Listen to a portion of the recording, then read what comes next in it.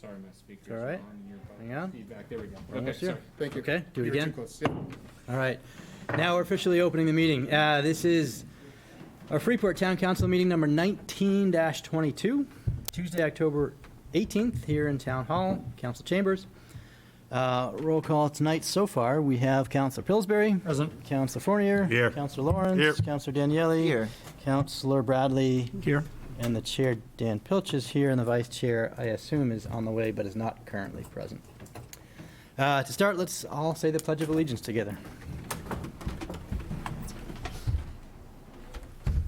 I pledge allegiance to the flag of the United States of America and to the republic for which it stands, one nation, under God, indivisible, with liberty and justice for all.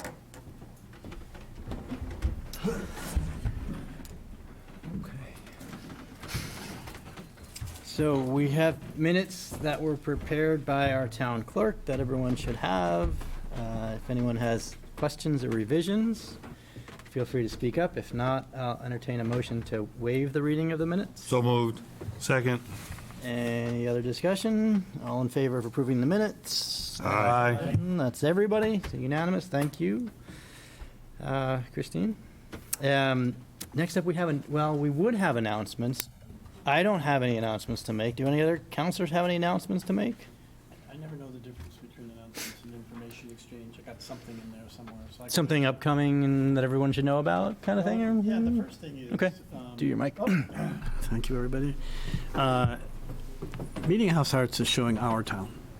It is spectacular. I mean, you don't have to be a theater goer or anything else, but from a personal human point of view, if you get a chance to go see it, go see it. It's really well done. That's an announcement.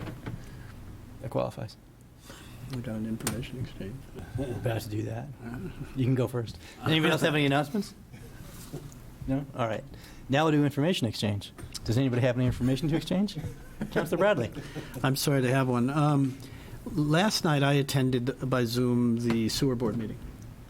And I came away thinking that it is time for those of us who are working on downtown revisioning and the sewer district people who are working on the sewer district to get together again. There are things going on in the sewer district which are very positive and promising, but by virtue of last night's meeting, I think accurately report won't solve the sewer problem for this town or this downtown or for this harbor or for our clamors or for any of the things that the sewer serves. So we have sewer as one of the identified items on our revision priorities list. I think it's too important, personally, to wait for the prioritization of all of those things. We are sure that we will have a sewer district. We are sure what it contributes to our town.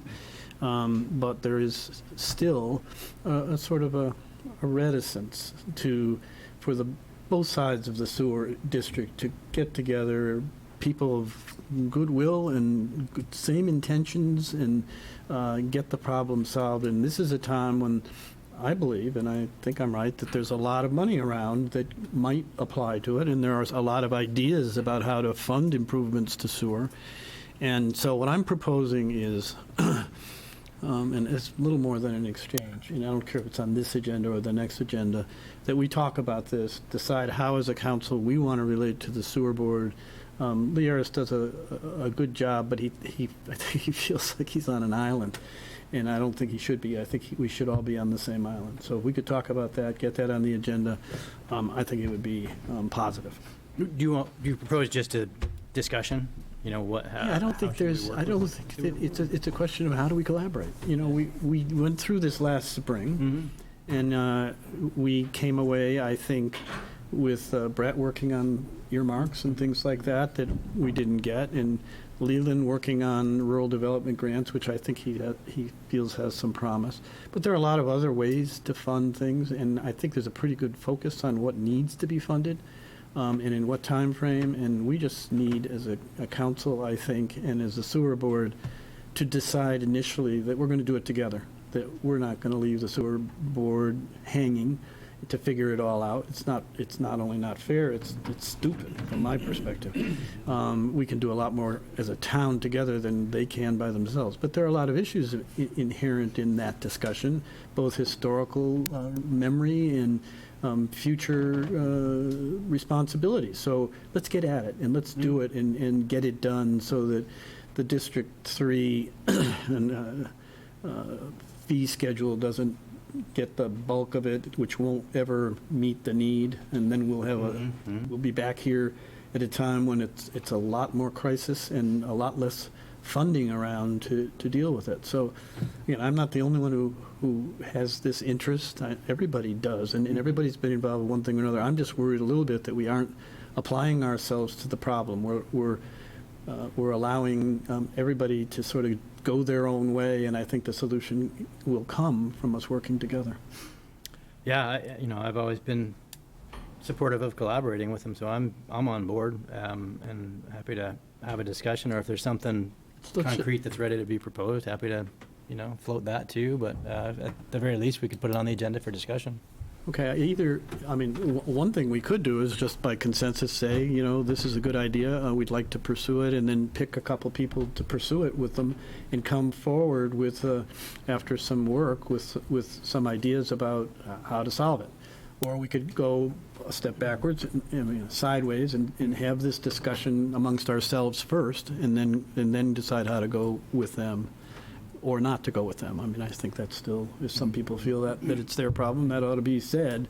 It's not a point of view that I espouse. I think I remember correctly that generally there's consensus that we should talk to them and collaborate and discuss, right? Yeah. Well, we did that. Yeah. There was but it didn't go, at least where I thought it was going. I thought basically, this isn't throwing anybody under a bus. I thought Brett was working with FEDC in the town after we met with them that first time, and they were all doing things together. It turns out that they're not. Brett has some ideas of his own. I talked to him today. He's very positive for this idea, FEDC being involved.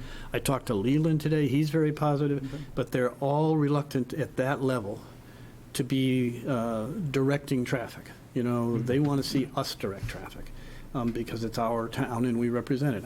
I think that's fair of them to ask us to do that. Yeah. So if we're going to go at it again, I think the two choices are if we need to have a fuller discussion than my ranting here, that's fair, and let's do it next meeting if we can. Yeah. If you're already ready to do this, then I would suggest a couple people raise their hands, say, I'd like to work on this, and work with Leland to come up with a method, I guess, or an approach to the collaboration, which is more detailed. Well, why don't I do this? If anyone is eager to dive in, by all means, raise your hand. If not, what I would suggest is, if anybody wants to, get in touch with Councilor Bradley. And if you don't get any takers, let me know, and we'll figure something out. But hopefully you'll get one or two.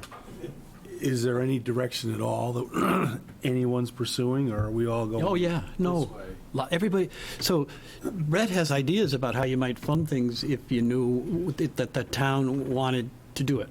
And Leland has already applied for and is at the final stages of getting his response to a rural development grant for $14.7 million.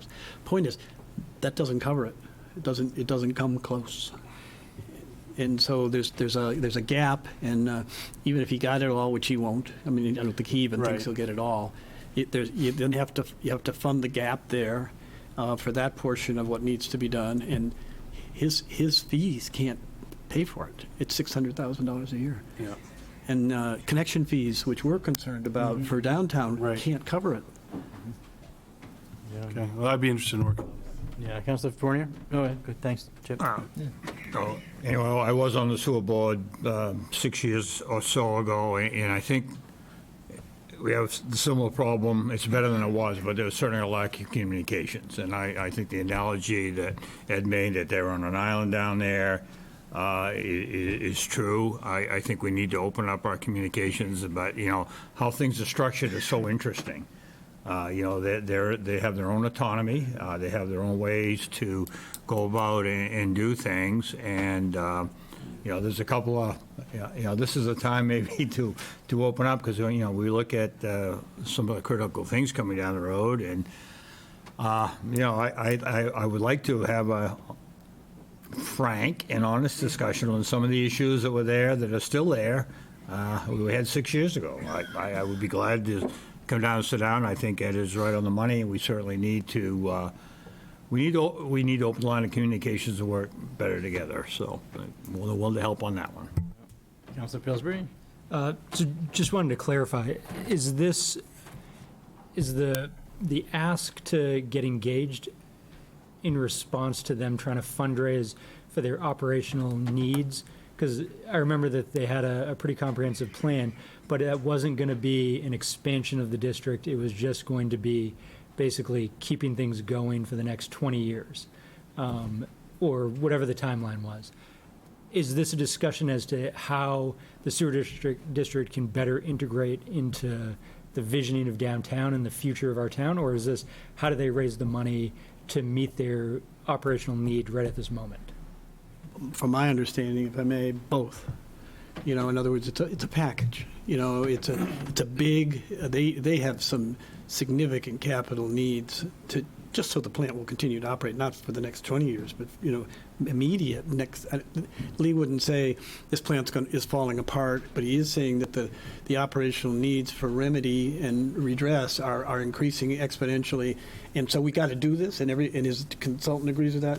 That $14.7 million to do that, we'll get a grant of some kind, he thinks, but there'll be a gap there, and that debt needs to be served. So he's got to raise money. Now, whether we help him raise that money or not, I don't know. That's part of the discussion. We certainly have identified connection fees as a concern for revisioning, and that's part of how he raises money. So that's in the package, too. So, because I remember the discussions being, you know, the plan had a short, a medium, and a long-term impact need for the plant. And there were things that needed to be done in the next couple of years, or there were going to be problems. And then, you know, in the next 5 to 8 years, and then 8 on. And when we had discussions as to how we could better work together, they were really focused on that immediate need, rightfully so. But I felt like we didn't gain much traction talking about connection fee issues or the increased support for the rest of the town. And so I'm just wondering if they're focused on their immediate need for funding for plant operations, I mean, I think that's going to drive their viewpoint of the conversation, right? Well, when you say plant operations, I sort of draw a distinction between the costs every year of running the plant and working the water through the system and getting the sludge out and all of that. And I think Lee would tell you he's got the money to do that.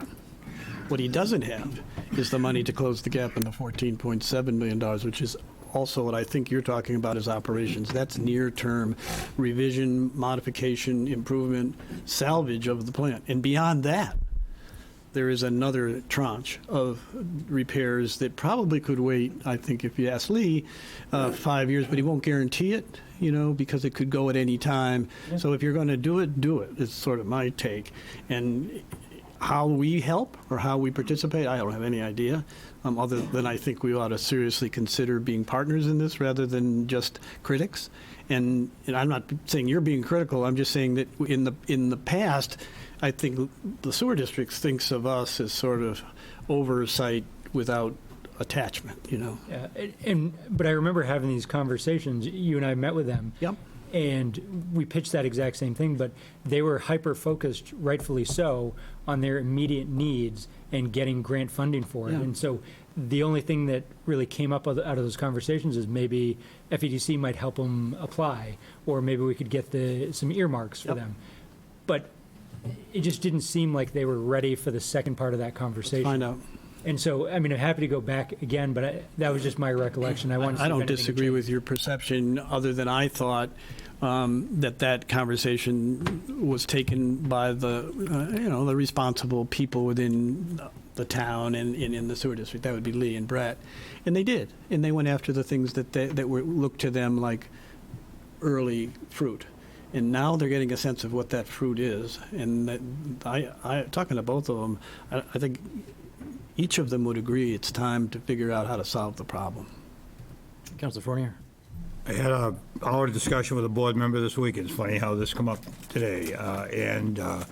one of the board members' idea is a connection to Brunswick sewer district, and simple because the physical room down there and everything. So that's a pricey look that would happen. However, I think when we look at our housing needs coming, the future growth of this town, we're going to run a room down there, and now's the time to have the discussion. So I think there's some board members looking at alternatives, which I'm excited about.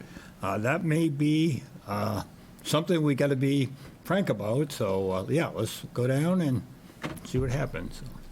Well, are there, I guess can't be more, it can't be Two counselors. two councils. Yeah. Yeah. I'm happy to be one of them. If I'm not the right person, I'm happy not to be that person, but I'll be a gadfly from this seat if two other people take it on. And I'm happy to work on it, too. I mean, I don't mean that I would just go to meetings. My opinion is that it seems to make sense that since you've been involved and had so many discussions with him, it would be a shame to have you step aside. But if you want to grab, we've got 3 willing counselors. I know Matt has had some discussion, but maybe he's kind of reached the limit of what he was able to do. No, just for some other reasons, I just can't take on anything Yeah, else perfect. at the moment. So maybe Councilor Lawrence, if you want to join Ed and see what you I'm going to be see up for honest, the because next. you know about as much about the sewer district as I do. Yeah. He was on the board. Yeah. So if you'll do it, Daryl, and that's not a rejection of That's fine. our relationship, which is deep and runs clear. All right, so maybe if you guys want to tee something up for the next meeting, we'll reserve a space for it too on That'd be great. the next agenda. Thank you. Or I'll recommend that we do Appreciate you anyway. giving me the time to talk about it. And then if you guys can tee up a structured conversation, that'd be helpful. Any other information to exchange? Councilor Fournier. Just want to congratulate the public safety on their open house they had. I stopped by, good attendance, so I hope they can build on it next year. But it's great to finally see people back and kind of seeing what we have to offer. Yep. Anyone else? I won't belabor it. We had a great downtown workshop a week ago today. It seems like longer ago, but we were expecting maybe a dozen people. We had about 120 people show up at the Freeport Community Center, and had some really great discussions around the things that have come out of our downtown vision for moving forward. So I was hoping to get to them tonight, but I don't think it's going to happen. So maybe our next meeting we can start to take some action on those. But that was great. So thanks to everybody who came out, and thanks to all the council for showing up and being involved in that. I appreciate that. Councilor Bradley? Question. I concur in what you just said. It was a great meeting. Conversations both in the meeting and out at the panels was really good. I'm curious to know what you mean when you say we can start to take some action. Well, so what we had talked about was saying that the meeting was focused on these 20 goals and projects that kind of made the short list, so to speak. And we had talked about taking that short list, bringing it back to the council and saying, did we get it right? Are these the right 20 projects of the longer list of 80 for us to start working on? And I know there's some others that you guys wanted to add and some others that you thought might not be exactly right. So that's the discussion we need to have. And then once we get consensus on that, all we would do is vote to say, yep, this is the list we want to now move forward and adopt as our starting point for the next year. Thank you. So no budgeting yet. Anything else for information exchange? So moving on, our next order of business is our town manager's report. Mr. Chair, thank you. So I'd like to take this opportunity, following up a theme of last meeting about the documents that we publish each year and how great they are. Last meeting, we found out that our annual budget document that's put together by our finance director in the finance department, and all of our department heads get the GFOA Distinguished Budget Presentation for the 47th year in a row. Just kidding, it's been about 7, I think. This week we got since 2012, so 9 going on 10. No, congrats. This week we got notification from the Maine Municipal Association that our annual report, which is the other significant document that we put together, and that's done by the clerk's office. Chris and Carrie and all of our department heads also contribute to it, and is designed and laid out by Wendy Clark Designs of Freeport, who does that work. Was awarded the first place award in the over 5,000 population category for the state.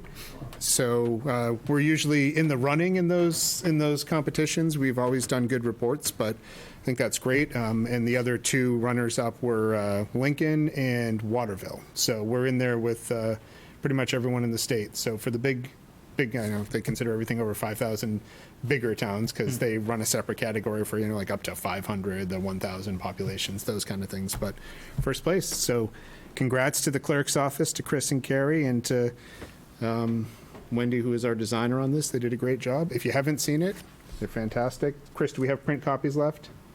We do. There weren't any out in the lobby, so we'll put some out tomorrow, but anybody that doesn't have one, take a look at it. It's great, a lot of information. Most of the people on the council probably know the information, but even some of the public, some things that you've probably never seen in there, so a lot of interesting reading. You don't even have to get into the overdue tax list or the audit presentation that's in there. Yeah, the small print stuff. There's some good big print stuff in there, too. And an update to the council, we will later this week be posting revised. We talked recently about the zoning administrator job position that we were unsuccessful on attracting a lot of applicants. We've revised and we'll repost, and actually the position that's going to be going out, you'll see the advertisement will be land use specialist. We did a little bit of revision in it. We looked at it. Caroline's not in the room, but we looked at it with our planning and code staff and admin staff, and really tried to divide out based on kind of what everyone's thinking that an efficient practice will be.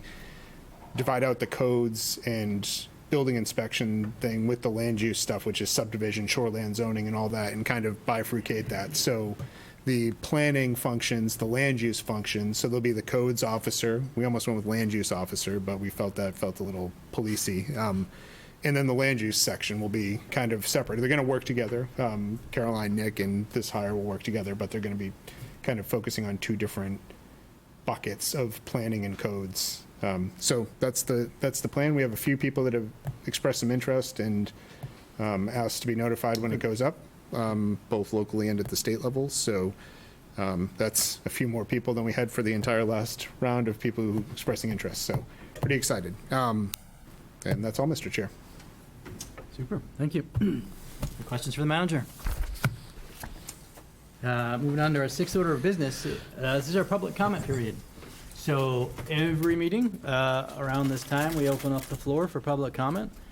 The only sort of requests are that if there's an item already on the agenda, we'll have some time to discuss it when we get to that item. But if you have something you want to discuss that's not on our agenda, this is the time to do it. So anybody can come up. If you do, we ask that you go to the podium so we can capture your audio for the record and tell us who you are, what you want to talk about, and ask that you keep your comments to 3 minutes or less. Just make it in time for public comment. Next level timing going on. Yeah, it's impressive. I'm learning here. My name is Joyce Vayu, and I'm the chairperson of the Police Advisory Committee here in town, newly formed, just had our 1-year anniversary.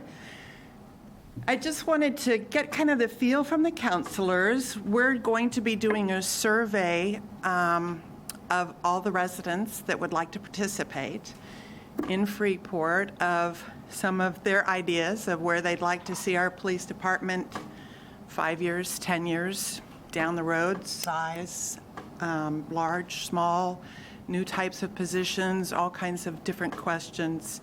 Once we get this survey put together, which we hope to have it finalized by next month, I was wondering if the counselors would then help us with distribution through their email lists, because you have the most extensive communication methods to residents here in town. Sign me up. I'm all in. I'm happy to do that with my Okay. limited reach, but and I assume we can put it in the town municipal bulletin and the other things as well. So, yeah. How many questions? 5 max. So don't we do a mailing in December where we ask for donations for various, so if we truly want to have the biggest impact on probably something of this importance, maybe that might be an avenue to. Our plan so far is the website, the weekly or biweekly email newsletter that goes out, hopefully from the counselors also, and mailing that's done townwide when we ask for support. and hit all of those to Okay, get most attendance. So please look for that. It should be a couple more of your meetings, and we'll have it done. Thank you, Joyce.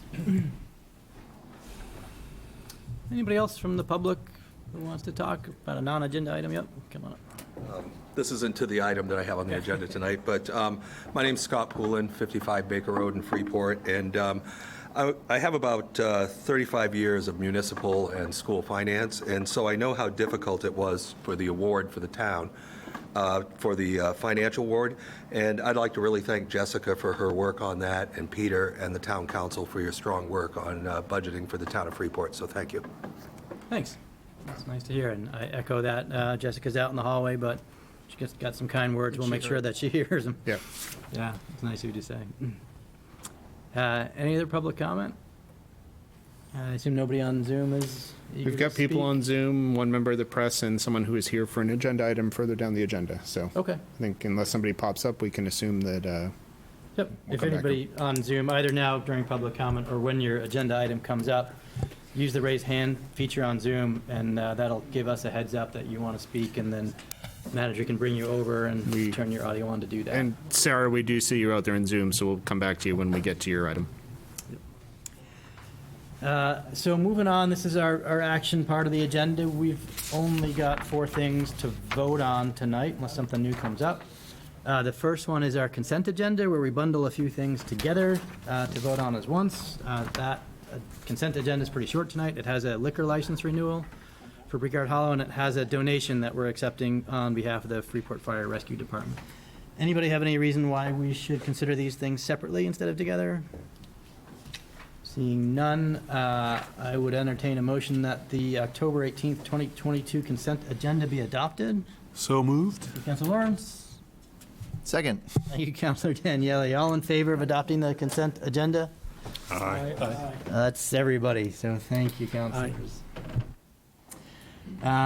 Next up is item 196-22, which is regarding amendments to our zoning ordinance regarding non-conforming lots. And tonight we have a public hearing that we'll do, and then potentially a vote on whether or not to accept those amendments.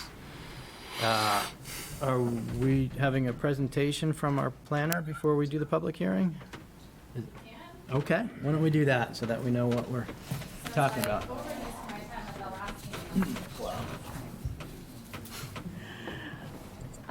So as you all know, we've been doing some cleanup to our ordinance, so we've been here pretty regularly. We did some cleanup to the non-conforming section regarding structures, I think last month or the month before. In this case, this is actually an issue that has come up historically over the years, as Peter talked about at the last meeting. We have issues where people have legally non-conforming lots, meaning their lot existed before zoning, not that they did something to make it illegal. They predated zoning, or in other cases, they could have a lot where the zoning changed, and so they became legally non-conforming at a later point in time. So people that have the legally non-conforming lot as written today, they are kind of stuck in that place as where they existed before the ordinance, and they couldn't alter it. So you heard from somebody at the last meeting that had a non-conforming lot, and they wanted to innocently add some land to their lot. They didn't conform to the 2.5 acres required in their district, but they were going in the direction of becoming more conforming. And actually what they created was a violation, because our ordinance does not allow you to alter a legally non-conforming lot. So what you have before you here tonight is some language that this is in the zoning ordinance outside of the shoreland zone. If you have a legally non-conforming lot, this would allow you to alter it. Most likely what we'd see is people trying to add something to it. So you could alter that lot if you don't make it non-conforming in any other way, and wouldn't lose that non-conforming status.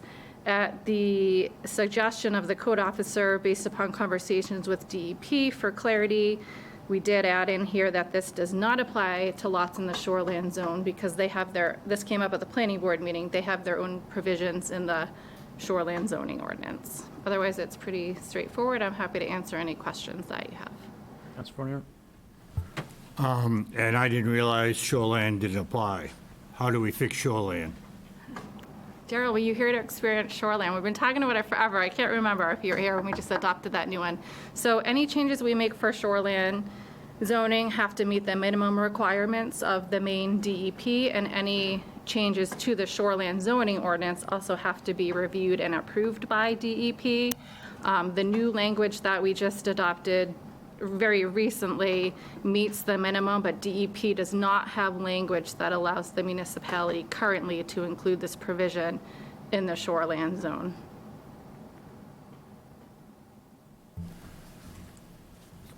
So to me, that makes no sense. But that's just me. We have to do what DEP tells us, I- and they want to check everything to make sure we're doing it right. So what are our options as a council to come at this at a different angle, to go to DEP and say, DEP, we would like to have people treated equally in our community and probably across the state, and maybe to address that? Is there a way we could do that? Well, Daryl, you know that I'm always say, you can always ask. The worst they're going to tell us is no.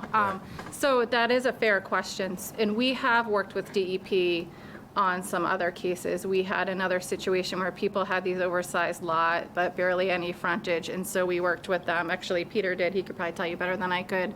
Them and the state for over a year to make a change. So sometimes you can make changes. In the case of this, my understanding, we did run this by DEP. They liked that we were very clear because, you know, we face a lot of constructive feedback, as I like to call it, for lacking clarity of our ordinances. So by putting this in here, we wanted to make people aware that it doesn't apply in the standalone. My understanding is that our DEP language comes right out of state statute. So if we wanted to change that non-conforming language allowed under shoreline zoning, it would be an issue be taken up beyond all of us in this room. But I think, you know, the opportunity might be to reach out to Melanie and see if we could do some advocating. But I'm happy to reach out to DEP and see if there's other avenues, if that's of interest to the council. Me personally, I would like to push the envelope. And not only, I think, in fairness to taxpayers of our community, and sometimes we have found, we're doing a great job of cleaning up our problems with our ordinances here, and I applaud you for that. But now we're having more influence from another governing body above us, which I'm not sure they ought to be sticking their nose into our business down here, but that's just me personally. And so I would like to test and see if we could get some action maybe to address that and solve that problem too while we're in this important phase of fixing our ordinances. How many non-conforming lots are in the shoreline? How many, like, if we're going to spend the time and effort, how many would we? I don't know. I would think, honestly, I'm not going to give you a number, but I would think we probably do have more than we realize. We have a lot of these old subdivisions down on the water. They were these really small lots, and a lot of them have modest homes. Not all of them, because some people added on back in the day, but I don't have a number, but there's actually probably quite a few I can think down on, you know, McQuaid. There's a lot of old, smaller lots, but I can't give you a good number. But like I said, I'm happy to ask the question again to DEP. Keep going. Oh, good. Yeah, I agree with Daryl, and try to get them together so we're treating everybody the same. I mean, Yeah, I know definitely out of the similar. shoreland zone, there's people that this helps, and some people are going to be happy. You know, the last change, people have come to me and said, wow, I can finally add on to my home after I've been here all these years. You know, a case for this I can think of similar to shoreline, again, it won't apply, but we do have some old subdivisions like out on Desert Road and Merrill, where I think ultimate dream when we all have time would fix zoning in certain places. But right now, like, they have smaller lots that were legal at the time, but now they're stuck. You know, they haven't been able to do anything. So this could impact those people not on the water as well. You follow up, Councilor Daniele? So this lets somebody like increase their property size and not have any problems. Could they then lower it back to the current number that they're at? I believe they can, but cannot go under that initial non-conforming threshold. So if they were an acre, they needed 2.5 acres. They added an acre. If they had an acre, added half an acre, so they got up to 1.5. My understanding is they could then go back down to the 1.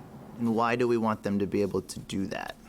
I don't know that we would necessarily want them to do that from a land use and legal perspective. We always like when people get into conformity. I Right, think you're it- getting closer. It would seem like if you Yeah, add we the like half you to acre, now you're get- stuck there because now you're not conforming. we hadn't looked at adding a provision to not allow you to reverse it, but we could get some legal guidance on that if that's the interest of the council, to make sure people can't do that. Because I think you actually raised a question of like land swap. Well, because my concern is, and I don't know why I think this way, but somebody has an acre, they gain a half an acre, and then they sell it, not the half acre they just purchased, but another one to gain a more advantageous spot or so, something where shuffling around. And I just feel like if they're going to add it, then they should be there. I don't know. I don't know why it bugs me. No, It could also you gotta think be of a all tax scenarios. issue where they expanded it and decided they weren't going to do anything, and then they said, oh, yeah, well, maybe that wasn't something we wanted to do, so they go back down.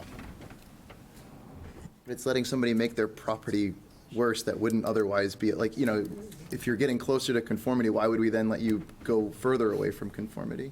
Yeah, the other towns we looked at, I haven't seen anywhere where they've put a provision that flat out said you can't go back, but we haven't looked into that, so we could if that's of interest to the If it council. doesn't bother everybody else, it's fine. It's a valid point. I agree. I'd say maybe something to add to it later rather than delay Yeah. tonight's proceeding, but yeah, I agree. It's worth looking into. Yeah. Just to clarify, I don't know that we want to say we treat everybody equal in all zones, so the shoreline zone is already very different than the rest of town, and that's intentional. But having said that, I'm in support of asking the question, DEP, because my understanding is that we have to do what they tell us. We have to meet the minimum requirements, and the minimum requirements are sort of silent on this particular point.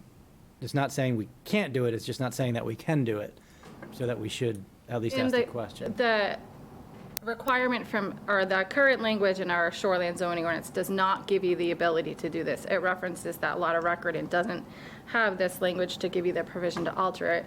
Conversations with DEP, they liked that we clarified that this is not allowed on the shoreline because you have a conflict, and that they wouldn't allow this there. But again, we can always go back and see if we can push the envelope, and if the answer is no, and they still confirm it's really a bigger problem, like going back to state statute, then I think we decide if we want to reach out to Melanie and, do additional work to advocate for a change on a bigger level. I mean, that's obviously statewide, but we're focused on what benefits our community. So the steps would be, one, just ask the question, DEP, have the conversation, see what they say. And Yeah, if they say second, no, written See if we confirmation. want to push it up higher. Okay. Any other questions for our planner before we open up? We have a public hearing to do first, and then we'll bring it back for discussion before we vote on it. All right. Good. So with that, Councilor Pillsbury, you want to open the public hearing? I make a motion to open the public hearing. Your second? Second. Thank you, Councilor Daniele. All in favor of opening the public hearing? Aye. Councilor Bradley, can I count you in on that? So 6-0. We now have a public hearing on this question of non-conforming zoning changes. So would anybody like to speak? Why don't you be the first public comment? I put it in the email, I mentioned it at the last meeting.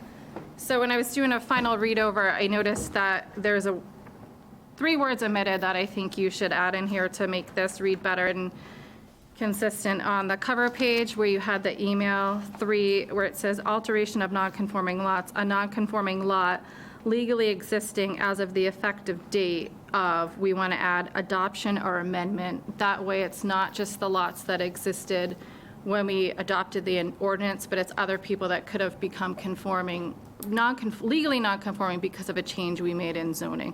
Kind of like the example I gave you on the old subdivisions. So it would say, as of the effective date of the adoption or amendment of this Yep, ordinance. that's a standard language Reading that we just do the in other adoption, it would only be the sections. 1976 legally non-conforming properties, not any that have resulted from changes since then. Got it. Like This would some be of- anybody that we've made non-conforming by this ordinance would be in this group if we put, Yeah, like we have people, we've created new zones, and so they could be non-conforming. I'd like to move that change. Is there a second? Second? Thank you, Councilor Lawrence. Any discussion on that change? Councilor Fronier? And this will affect any additional changes that may come down the road, or just this one? I'm not sure what you're asking. I think he's asking Oh, any just to this one amendments. standard. Yeah, all of the other standards reference a date of adoption or amendment. This one got omitted. Okay. But you could, Any future zoning amendments to the ordinance that made a property non-conforming would apply, this would apply to them as yes, well. yep. Okay, any other questions? So a motion on the floor is just to amend the language, not necessarily to adopt it. So all in favor of amending the language? Aye. Okay, that's 6-0. So the wording slightly changed with the adoption or amendment of the ordinance. We're good? Yeah, sorry. That's all right. So, anybody from the public who wants to talk about this potential ordinance change? Yeah, come on up. Again, Scott Poulin, 55 Baker Road, Freeport, Maine. A long family history in Freeport for years. I think the last time I created a violation was in my car driving down Main Street in Freeport when I was young. But this particular time, I'm the one who created a violation on my own property unknowing. And I would urge the council to, first off, I'd appreciate you taking this up tonight, and also, the planning board taking this up, because I'm one of those situations that has a non-conforming lot. The home was built on the lot in 1976, okay? And so I currently have a campground that's going in next to my property. So I made a deal with the owner of the campground next to me to create a buffer between myself and his property, a very small section of property, and I'm still non-conforming by adding that to my lot. Unfortunately, by doing that unknowingly, because I also wanted to move my garage so that I blocked the campground from my view and the road on the campground from shining lights into my home. So unknowingly, I created what's now a new non-conforming lot. So ironically, had I done nothing, I could have gotten a permit and moved my garage and done what I wanted to do. Okay, that's the irony of the whole thing. I surely understand what people are talking about, the shoreland and trying to create equity. I think that's a much larger conversation, and I think there's a lot of people in town, including myself, that could benefit from this language the way it is now. And if you want to take up the other pieces, I would urge you to do that another time. But quite frankly, I have contractors lined up. I've been waiting for this to come forward for several months, and I'd like to be able to move forward on it and get this adopted. The ordinance made no sense to me at the time because I'm becoming more conforming. This just makes no sense to me that I would somehow create a problem to be able to do what I'd like to do. So that's my comment tonight. Again, thank you all for taking it up. I do appreciate it. And, for the planning department, Peter and others, and the town council getting their shoulder behind it, I really appreciate it. Thank you. Thanks, Mr. Poulin. Thanks for your patience as we turn the wheels of government. Any other? We turn them slowly sometimes.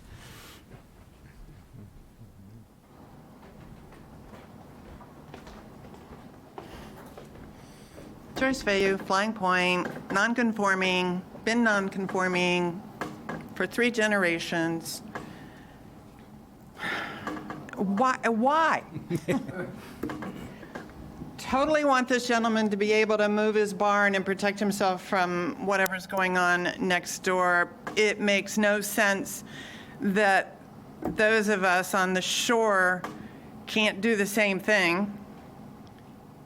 We ought to be able to expand our lot size and not be penalized for it, which is what's happening now. So whatever the population of Freeport is now, 9,000, et cetera, 9,000 of them get rewarded and can add to their non-conforming lot and move happily forward.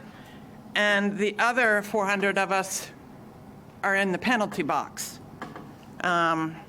It's not fair, and there's no logical reason for it. If somebody wants to buy the lot next to them on the shore, thereby reducing the density and the number of non-conforming lots, we ought to be praising them and throwing a party, not penalizing them. The DEP language does not prohibit this. It doesn't allow it. So therefore, let's be the first.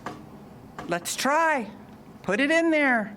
Send it up to them. See what they say. But it just doesn't make sense. We need less population down there. We have 50-foot lots down there. I mean, we have people with .15 acres, and they have a 400-square-foot house on it.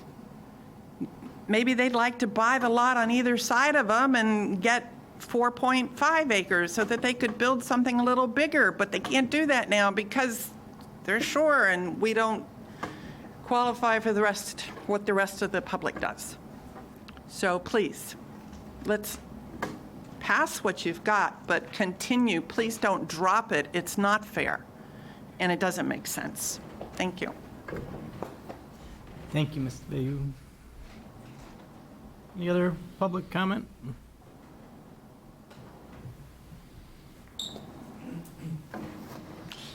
Carter Becker, Freeport resident. I've done a little research into this one. I love what you're doing here. Good work. Let's continue it for the waterfront also. From speaking with a consultant to DEP, Mike Morse, if we strike that one line, provision shall not apply, he believes we just would be sending it to DEP for a 45-day approval, and then if they don't object, we get our ordinance. So if we just approve it tonight by striking that line, it would be up to a 45-day delay for DEP to make their ruling or not. That would, in one simple strike of the pen, solve the waterfront problem. I haven't read this one exactly to know if it would pass the muster, but with a quick once-over, Mr. Morse believes it would. So if we send this up to Jeff Kalinich, if we had more time before this meeting, we could have gotten a viewing on it. But I would like to see us try to do it with striking that line. As Joy said, be the first. Let's push the envelopes, and let's have equality in our town. So that's my ask for you. Send it up to DEP. What the worst can happen is they say, yeah, put that line back in, and then we're off to doing it another way. But I do believe that somehow we need to do this. That's my ask for you. Just send it up to DEP, delay it 40 days for their approval, which is standard stuff for you guys to do. And then on we go, and we take what they say. Thank you. Thanks, Mr. Becker. Anybody else? Come on up.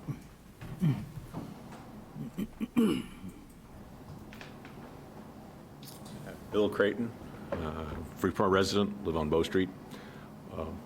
I would echo what Carter just said. Send this thing up, strike that line, send it up. If they're not happy with it, we'll find out. A 45-day break in the action is not going to hurt anything. And if they approve it, as it's written without the shoreline exclusion, then it's done. And I see little reason why the town would not proceed on that course. Councilor Bradley. Mr. Creighton, did you hear the gentleman, Mr. Cohen, spoke and said it would harm him if we waited 45 days to approve this and asked us to do it tonight so he could go forward with his project? And then again, Carter has raised subsequent in a time that it doesn't hurt anybody. Am I missing what was said? Well, my understanding is that if you pass it tonight and strike the line that excludes the shoreline zone, Yeah, then it's passed. he's taken care of, is that what you're saying? And he's taken care of. Is that true? It goes up to DEP. If DEP doesn't like it, they send it back. The rest of it's all still well and good. Yeah, I'm not going to do it even personally. I'm not going to raise my hand to slow down the process that's going on. But I would like to hear what Carolyn has to say. So I think your biggest problem is that the amendment, if you want to look at making the change in the shoreline zone, we need to make it to the shoreline zoning ordinance.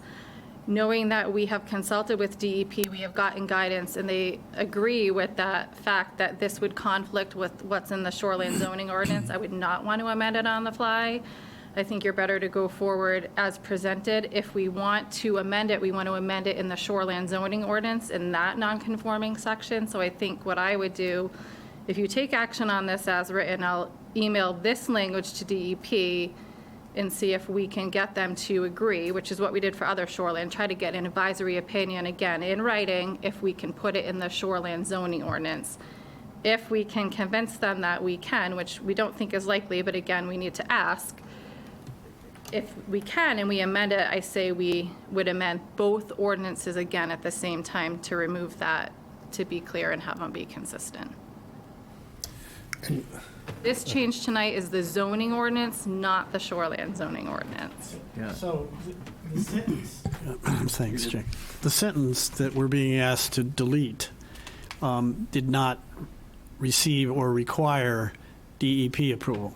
No, because it's in the zoning ordinance and we're clearly exempting it from the shoreline zone. If we strike that, then we're going to have to go get an advisory opinion. They're going to have 45 days. About this, what we're doing tonight? If we're making changes that could potentially affect the shoreline zoning, this way as written, there's no question. There's no question on the intent.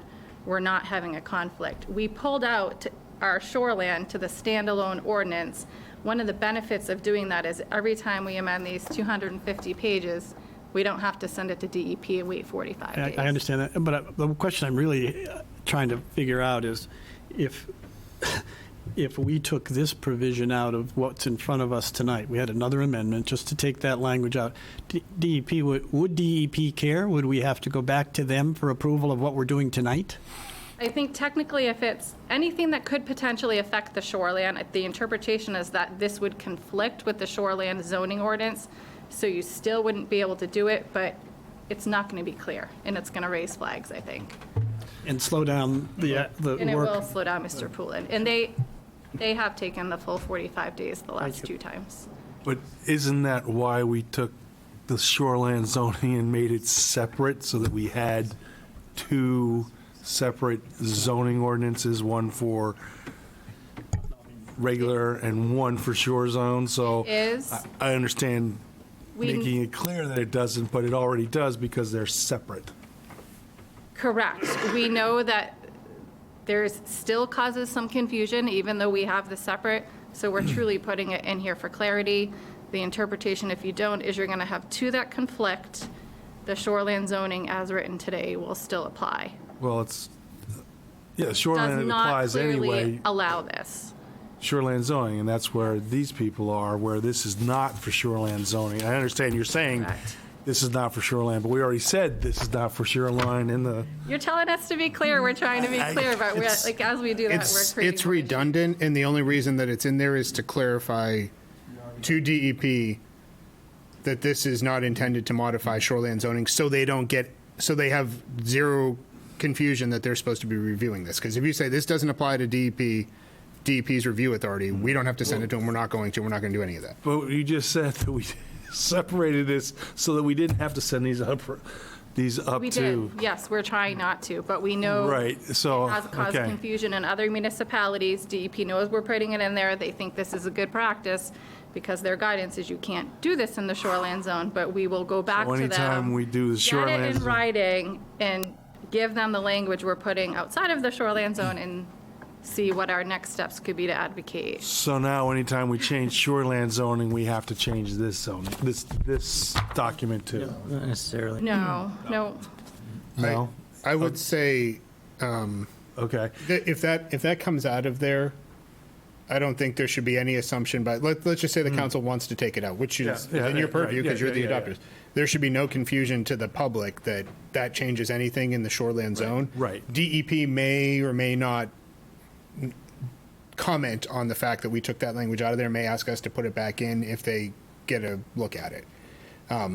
But we should be under I think our current staff's assumption is that the shoreline zone prohibits any of these provisions that we're voting on tonight from happening in the shoreland zone until we change the shoreland zone. The only difference would be we'd want to take this one sentence out that we're debating, having this debate on tonight, at the same time as changing the shoreland language if we got the okay from DEP. So that's what I just said. If we have a shoreland zoning and we change it, then we have to go back and change this one.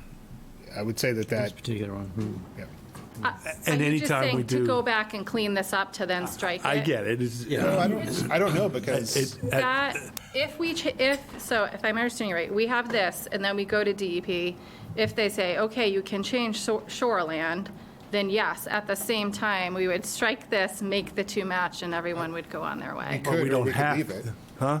We could leave it saying that this doesn't apply to shoreland Right, in the go zoning look at the ordinance, and then have our shoreline. own standard in shoreland. Another one does. Right, so. I don't think one way or the other, having that language doesn't apply Okay. to shoreland zone in here will handicap us in the future from changing that. Would clean it up if we were successful in advocating for a change. The other thing I heard was that what we're talking about isn't not allowed, right, by DEP. Yes. That has been the guidance, that is our understanding, that it's written into state law.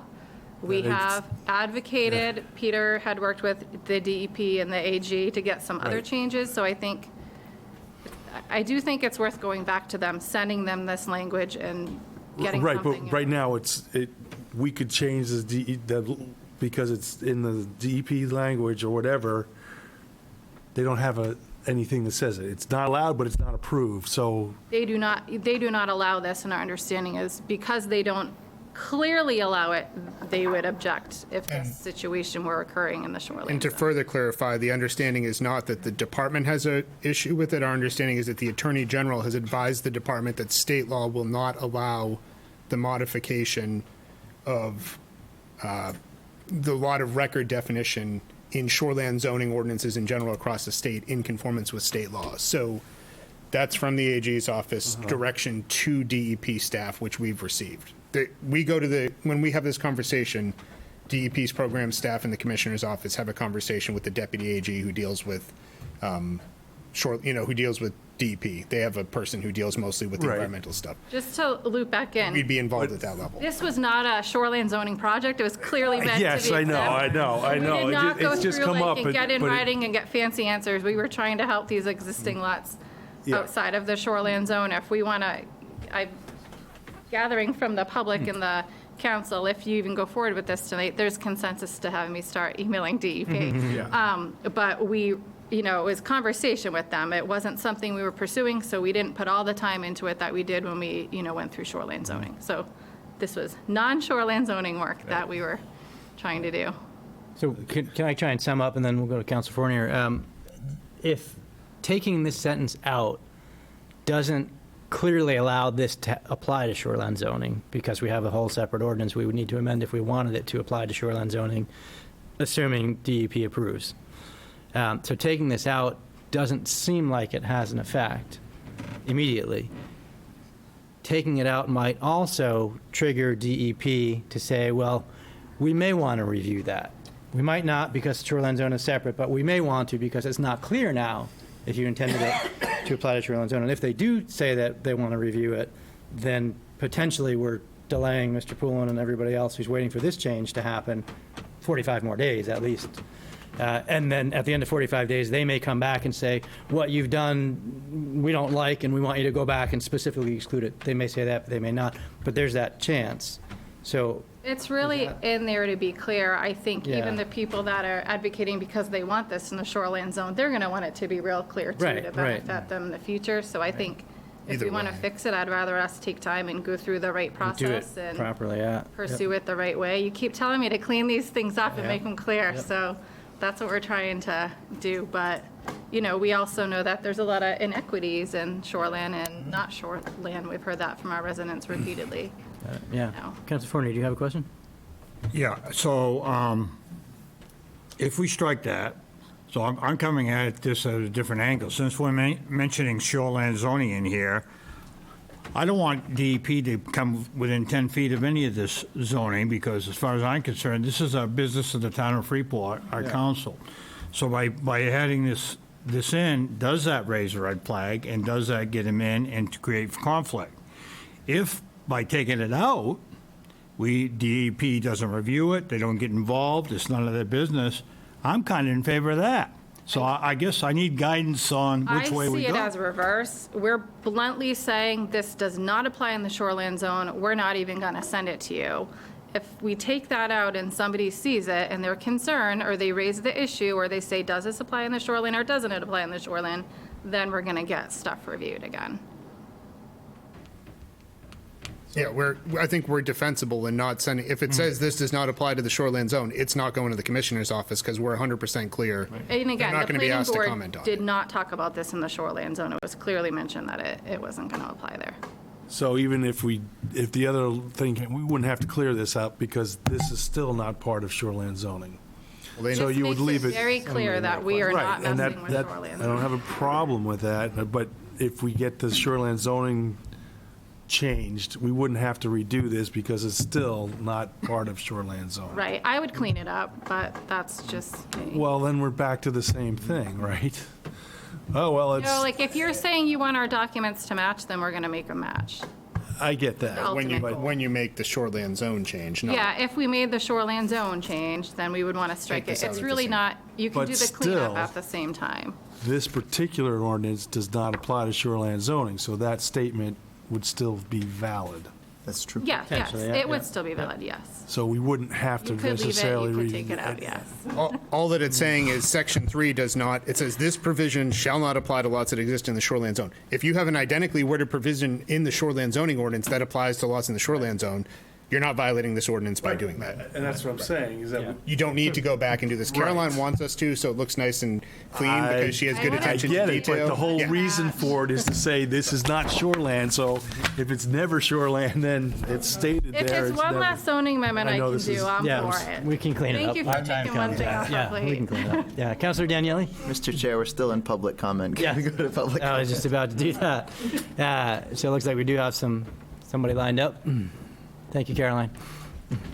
Yeah, Andrew Arsenal, and we voted on this at the planning board a while ago, and this is the language we voted on, except for that little amendment. And I'd hate to delay Scott with cold weather coming and cement being poured another 45 days. It's really, he's done everything right, and you're not gonna, by sending this document and delaying him 45 days or more, you're not gonna cure the problem down to shoreline zone in 45 days. I mean, I think it's a good effort if you wanted to give it a whirl, but you really got to help the other people around the other side of town that have put in the due diligence and come to the planning board meetings, and we've talked about it. This is the language we discussed and voted on, so I'd really like to see you move it along. So he can pour cement for winter. So, days are getting shorter and colder, so pretty soon they're not going to pour cement, so it'd be great if he could get his stuff done for winter. Thank you. Awesome. Thank you, Mr. Arsenault. Anybody else from the public? Or have we exhausted the public comment for tonight?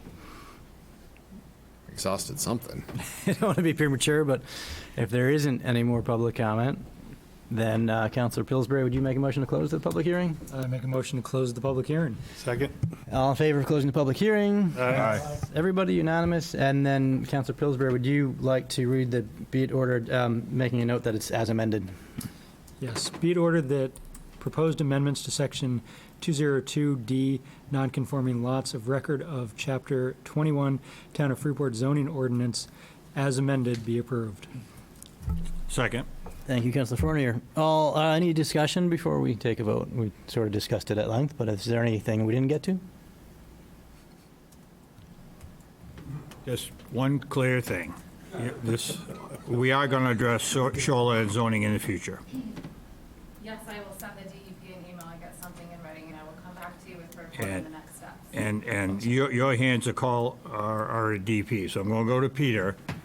Is MMA got the gumption to try to? Okay.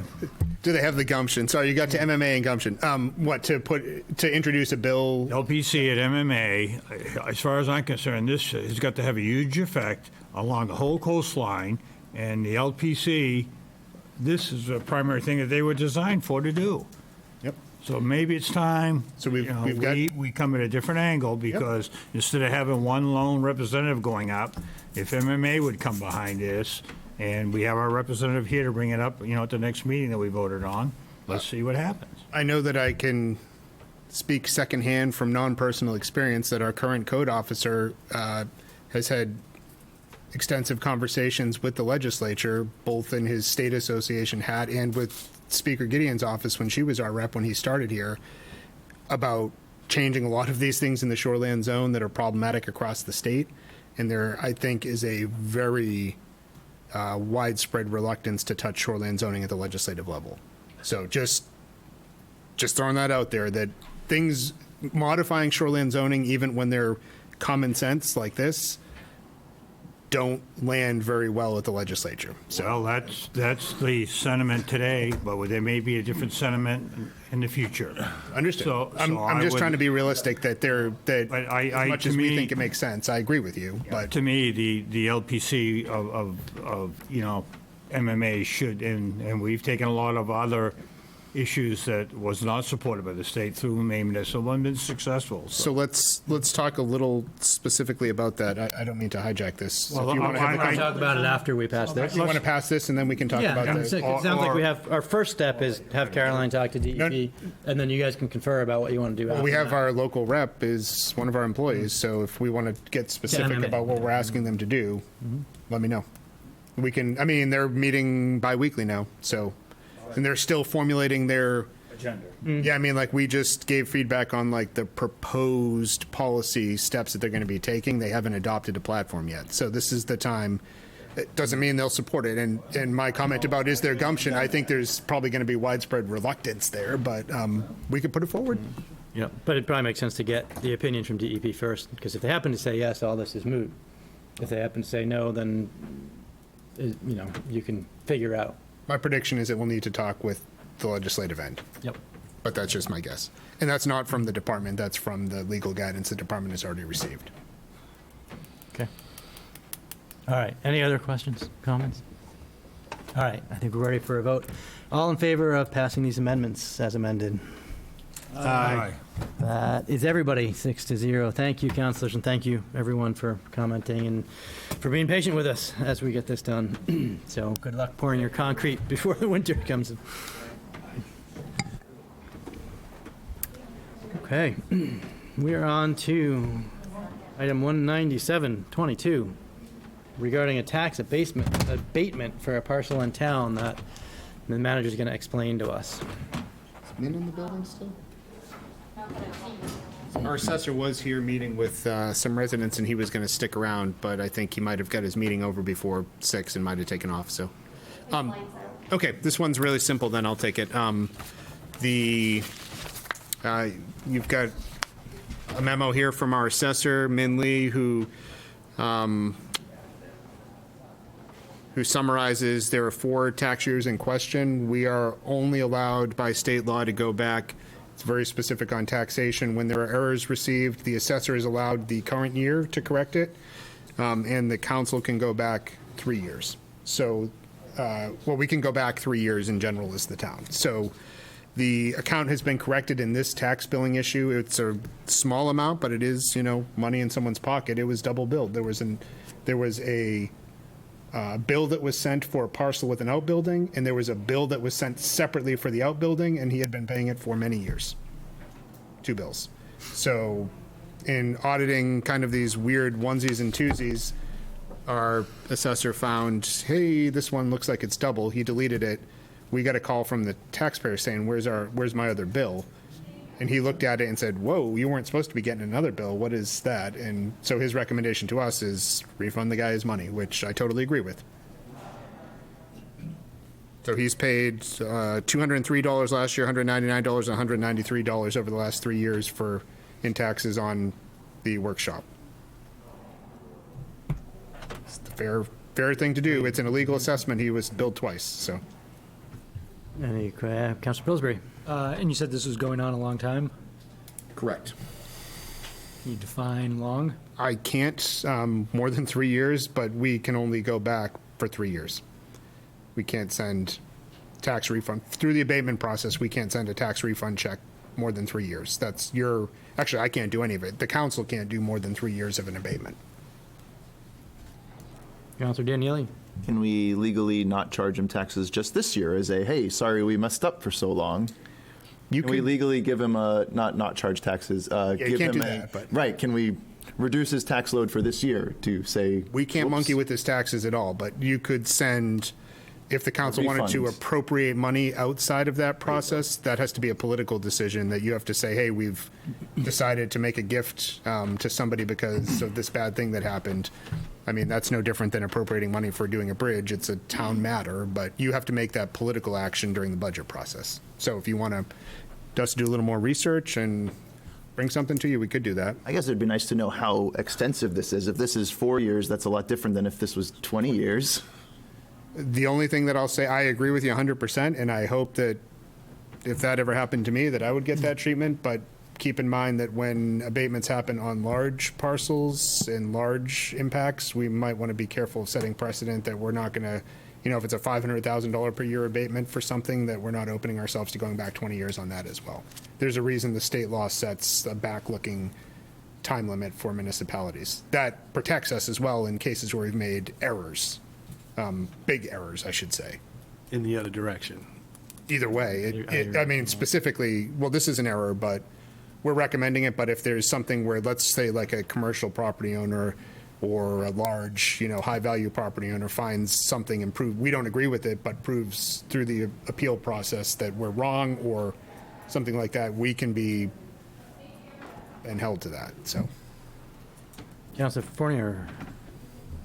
It's interesting, we only go back 3 years for money, but you go to federal taxes or whatever, the look back is significantly longer. So I guess I would like to know if this is a longer period of time, and I know we got to be careful on setting precedents, but also in fairness to a taxpayer where a mistake was made and he in good faith paid that up. If it was more than 3 years, I don't know. I think we ought to be making them whole. That's me. I agree, and also, just because this board does it, doesn't mean the next one will or has That's to. true. Yep. You're not bound by it, it's just a public look, how Right, consistent you you say, want well, to be. yeah, those are those guys, we're new, so Sure. I'd be in favor of looking further back, too. Again, I don't think that's inappropriate in this case. I'm just throwing that out there as I wouldn't feel like I'd not being responsible if I didn't say it, so. Not opposed to it, though. Want me to do some research, and I think this is something we'd probably talk through during the budget process, because you'd have to include it'd be small, but you'd have to actually take a vote to appropriate the money. So maybe we do this tonight, and we can continue looking at it. We'll talk with Min to get an estimate of where that goes. Yeah. I mean, we've only got records back probably digitally 10, 20 years, but we can go that far back at least. Yeah. Any other questions about the abatement for tonight and for the 3 years? Nope, seems pretty straightforward. All right, so Councilor Fournier, would you like to read the be it ordered? Certainly.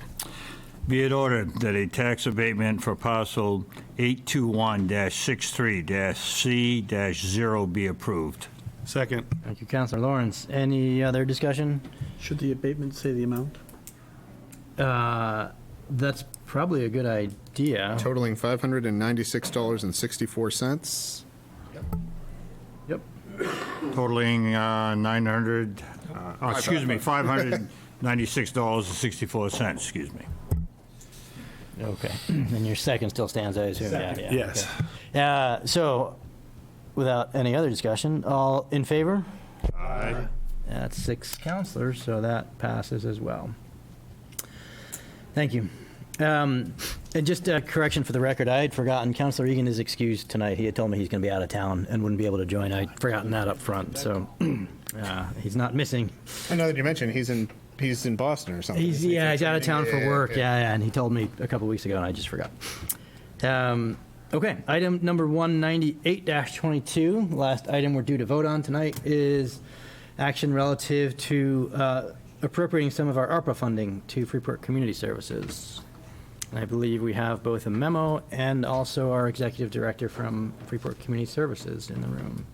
So do you want to present this, and then we can ask questions of you or Sarah? Yeah, I'm glad to just give a basic rundown on this. We talked about this at the last meeting, and the council asked Sarah for some, Sarah Lundeen, who's the executive director of Freeport Community Services, for all those watching at home or online, The council had asked Sarah for more information on potential increased costs that FCS is experiencing and potential ways that the funding could be used.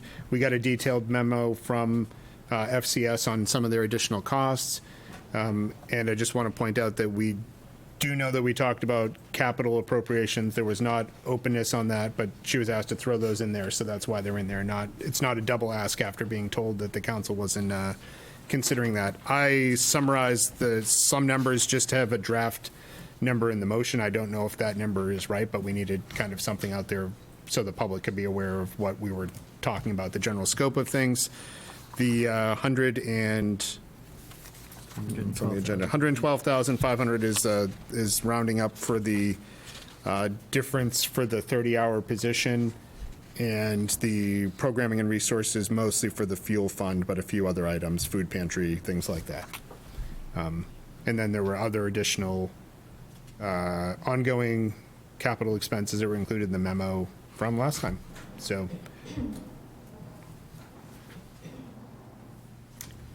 Any questions for the manager, Councillor Pillsbury? Not a question. I'm still of the belief that the ARPA funds are to be used to benefit our most disadvantaged citizens during COVID and the ongoing impacts. And I feel like this amount is low. I'm still of the opinion that the money we have left, a third of it should be going to FCS. I don't know that we should be taking a look at the capital projects, but I feel like not to say that Sarah doesn't know what her projections, but I would like to give them more of a buffer, and I would like to at least double that amount. I mean, it's going to go to families that desperately need it, and I think the winter is going to be colder and longer than people think, and if we appropriate it now, it can be still used. It doesn't have to go through this heating season. I just think this is where a good chunk of that money needs to go. That's my opinion. Councillor Fournier. I have a question on the 30-hour-a-week position, and if I remember right in the discussion, that was going to be a temporary position for their operating budget till June. Is that correct, Peter? Yes. So, what I'm hoping is, that this doesn't show up again next year for another position to be added. I don't know if that's the plan or where that's going. We are anticipating that it will be a 1 to 2 year need based on what they're seeing for numbers. I'm not convinced it's going to be permanent. I know Sarah's here. She might feel differently. Feel free to speak up if you do, Sarah. But I'm probably expecting to see this for more than a year. And the idea is that if it is next year, that it will be reflected in the budget discussions for next year, and you guys would get a chance to deliberate on it and determine whether that should be in there or not. That's why it was left out of the recommendation amount here. If we want to cover it next year, then it could come out of the larger number. Based on the discussion last time, I thought if we needed this position going forward after July 1 of this year, or next year, start of next fiscal year, the council would be deliberating on it again in the budget process in 4 months. And then I guess I tend to agree with Matt. I'm not sure if that's enough for fuel. The way fuel's going, I think you are exactly right, Matt, and I'm not, It's not going to go to waste. It's not going to go to waste, or is that something we can add, say, in the end of January? We can come back and appropriate more, correct? Yes, absolutely. Okay, You thank you. do it tonight or you can do it later. Okay. Councillor Bradley? As long as, sorry, just to disclaim that, sorry to interrupt you, Ed. As long as we don't spend the money on something else before then, you can come back. So if we're talking about doubling that or adding a set amount to that, we should have a mental footnote in the back of our heads anytime we talk about ARPA funding, that we need to deduct that amount, whether it's another 80,000 or another 110,000 from any future discussions on ARPA. How much do we have left of that now? Do you know?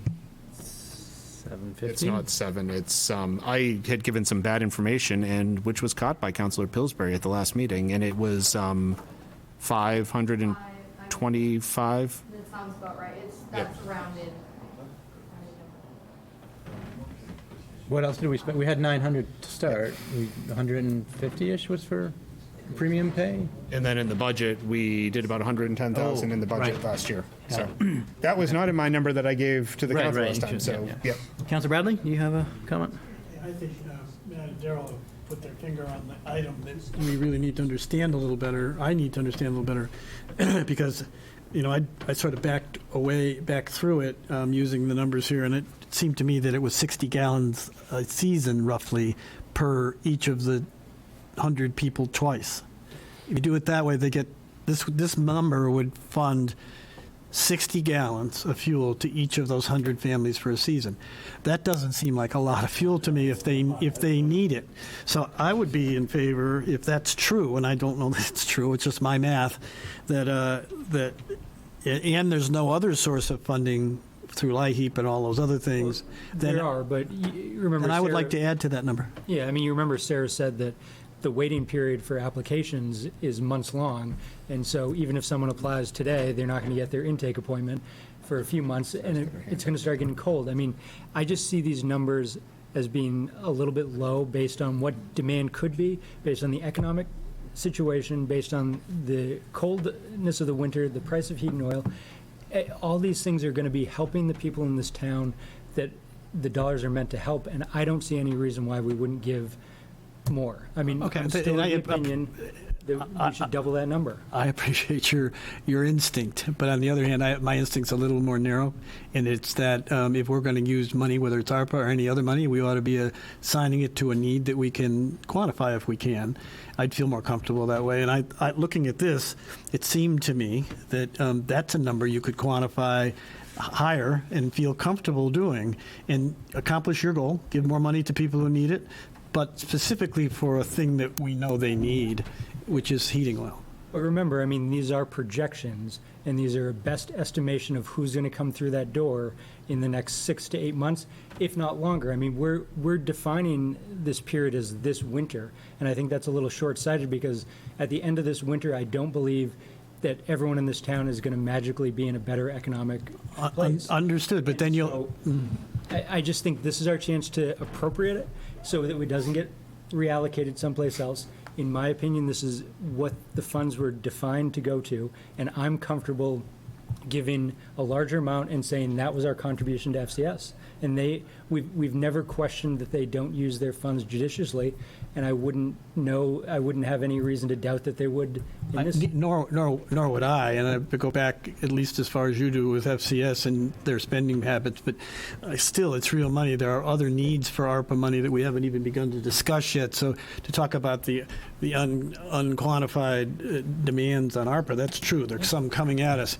And if there aren't real needs for heating oil, which I think there are, then I would be not saying this, but I think we should say if we're going to do this, and then if they don't use it or they need more, we have longer period of time to respond.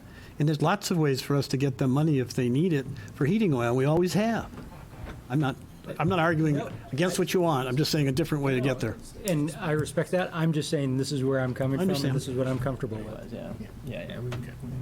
Before we go to, Sarah's been waiting, and she might have some clarification. So Sarah, do you have something you want to add?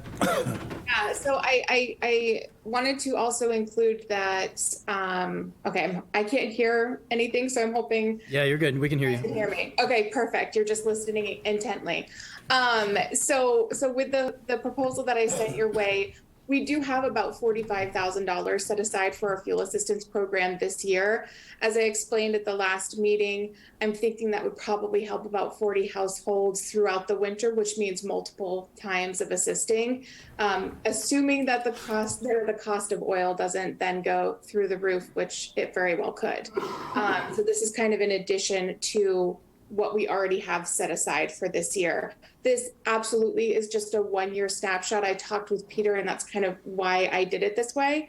Certainly we'll be looking at the needs and constantly reassessing them and making sure, whether it's talking with the town or looking at grant opportunities or the community for additional support if we feel like we are not going to have enough to get through the winter for everybody in need.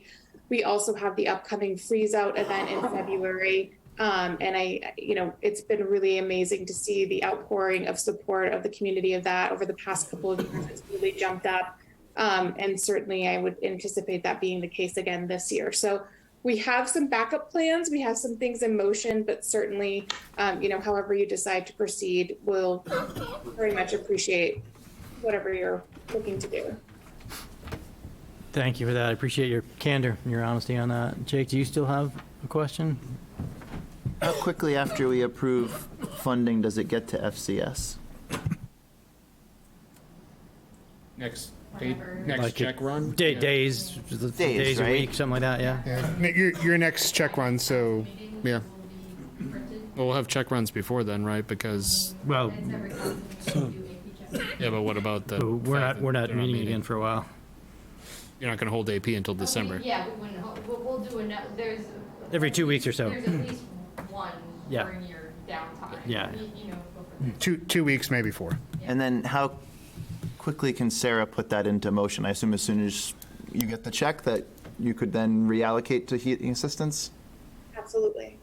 So it's less than a 2-week period, so we could vote on this tonight, in a couple of meetings, say, hey, that's really not working out. We can get a lay of the land and really understand what's going on in our community and put it to the best use, because I would hate for us to do an extra 100,000 specifically just to heating oil assistance and then have a catastrophe happen in 2-3 weeks that we were like, oops, should have gone this way with it. So I think I would prefer to vote what's planned in front of us and then keep a great dialogue going about exactly what's needed at FCS so we can meet those needs. Counselor Lawrence? I think, like Matt thinks, that this money is really for these kind of purposes, so I'd be in favor of increasing the funding tonight. Do you have a? Maybe not amount? double it, Okay. or maybe double the 87.2, which is what they need, which is what we're really talking about. I think, Chip, I think that's a great point, because we're talking about heating oil, but the But food the pantry, food is going to be. backpack program and the emergency assistance is equally as important, and I feel like that needs more attention.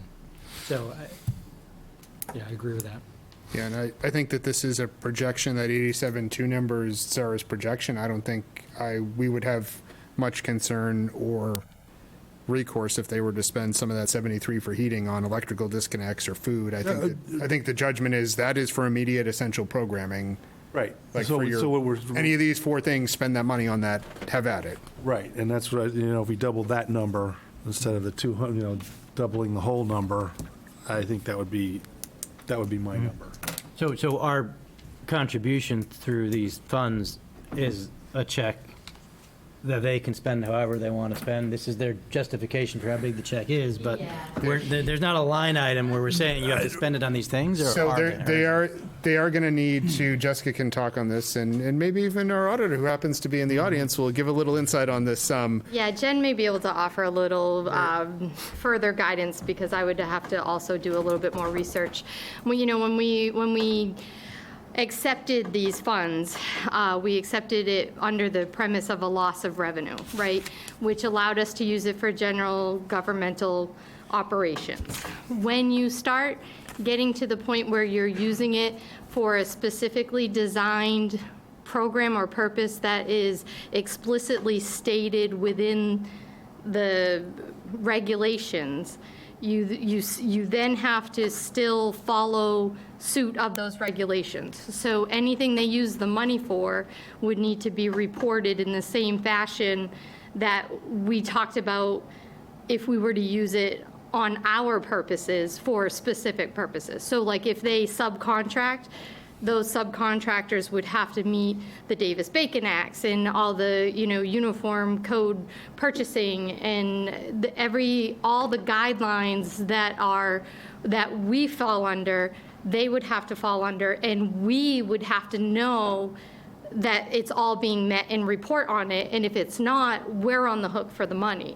not any other way around. So it's not just handing the money over and saying use it, because there would be requirements of using it for the heating assistance and other aid. And again, I'd have to refresh myself, because it's been almost a year. I'd have to refresh myself with all of it, but we would then have to report on the demographic that the money was provided to, the manner in which it was allocated, like you start getting into all those things we were, quote unquote, I don't want to say trying to avoid, but I'm going But you to just say trying did. to avoid by accepting it under general revenue loss, right?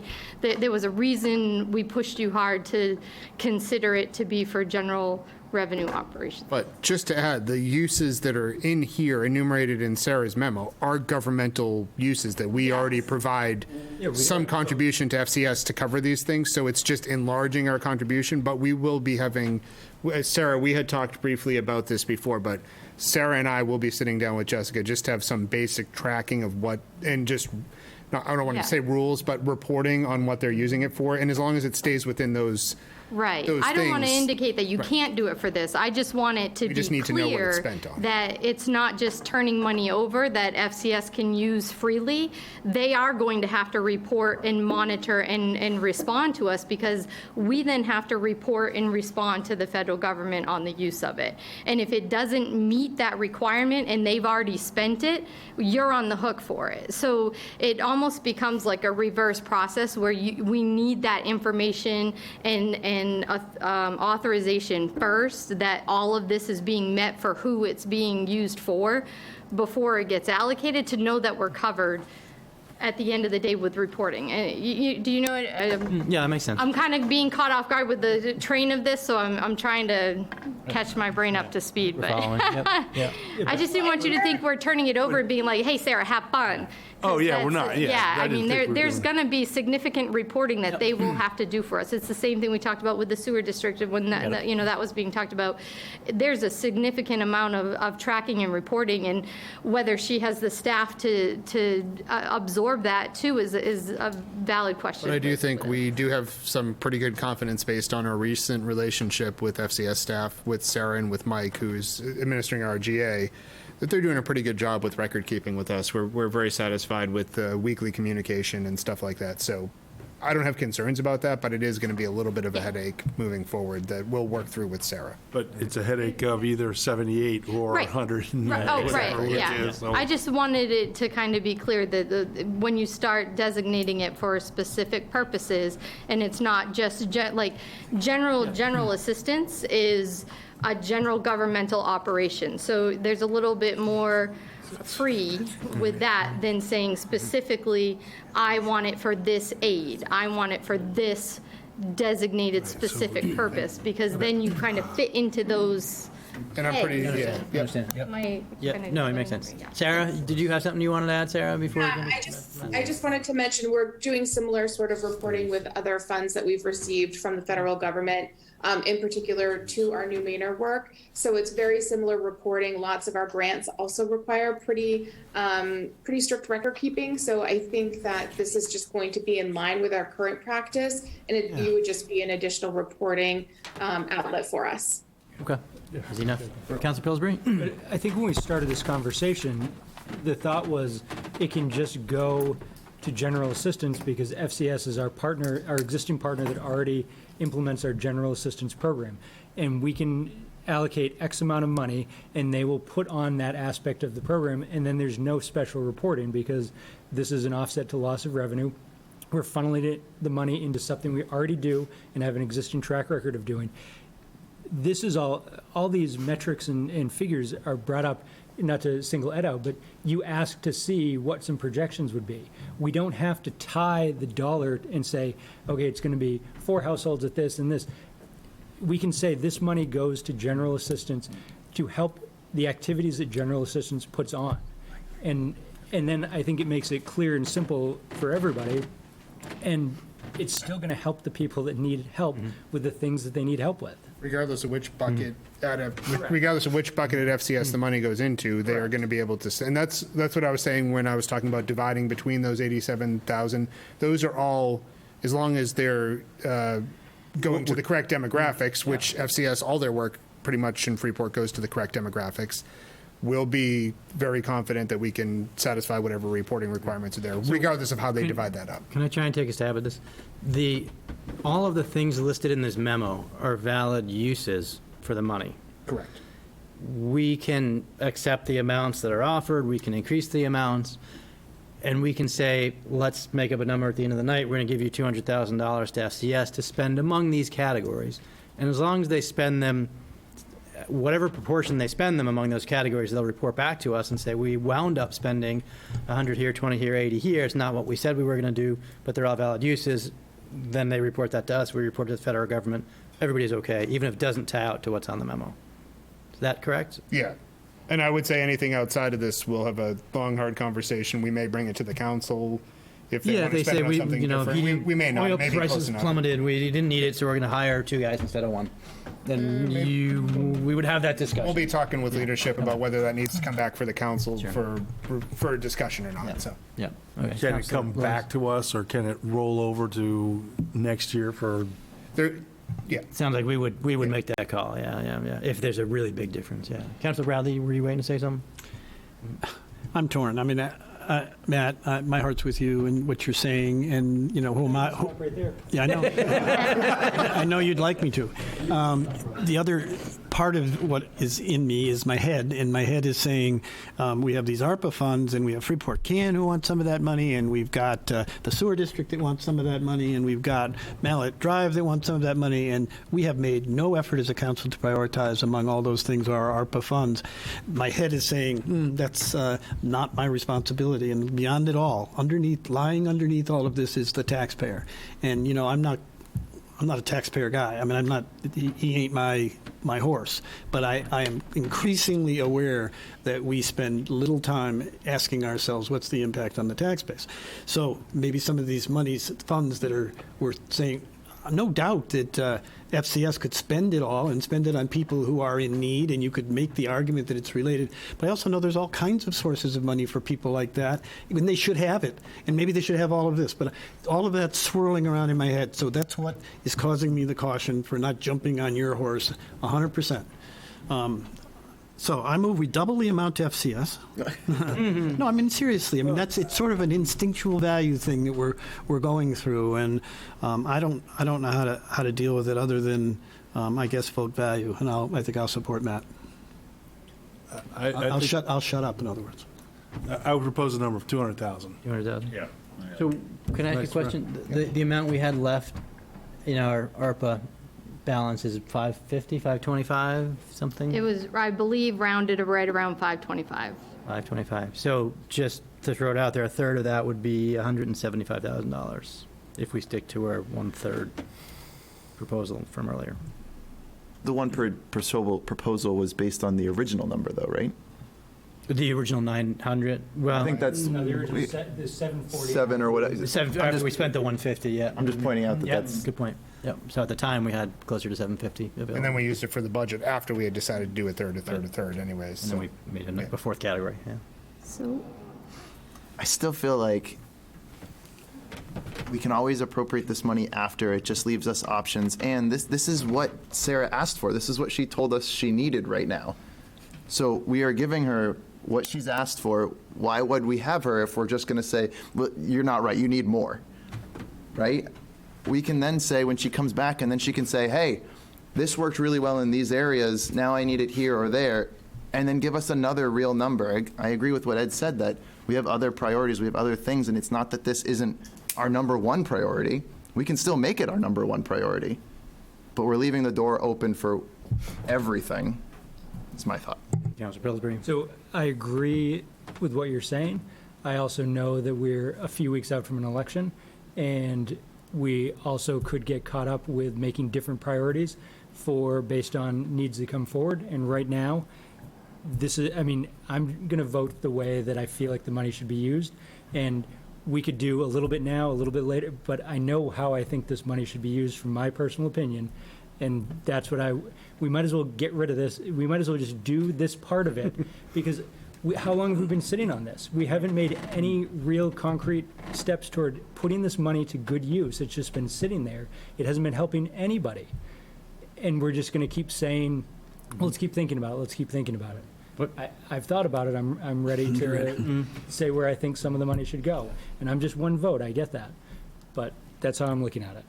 What's our deadline for when we need to spend the money and report on it? So it's why I was kind of over here going. Waiting for that question. So I would like to point out, and I don't I'm not trying to say one way or another of what you should do as a council, but I do want to let you know, you have until 2024 to appropriate the funds, which you've met by accepting them as the revenue reduction.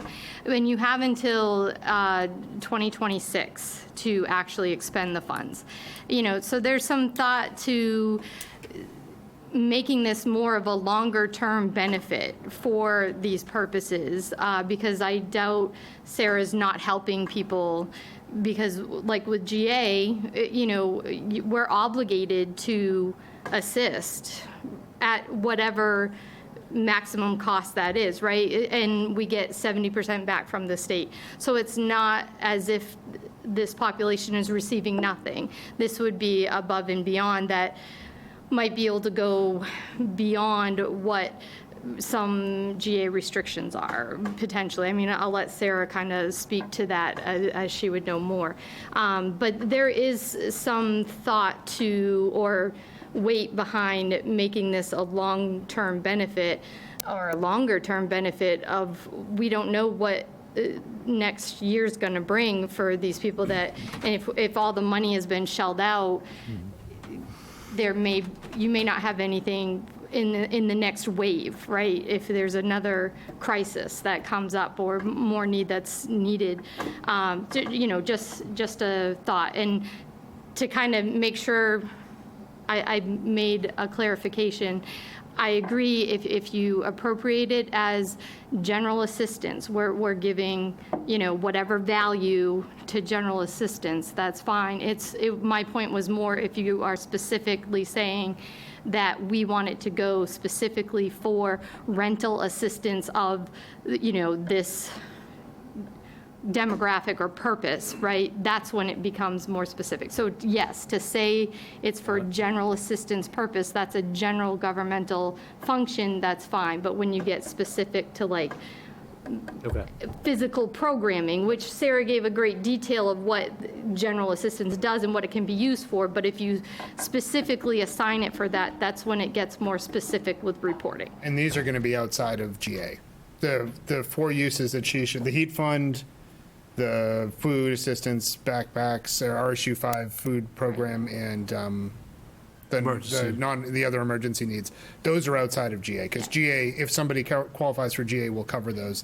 These are for people that don't qualify for GA that aren't being helped by the state program that the town runs. So there'll be more reporting, but again, it's okay.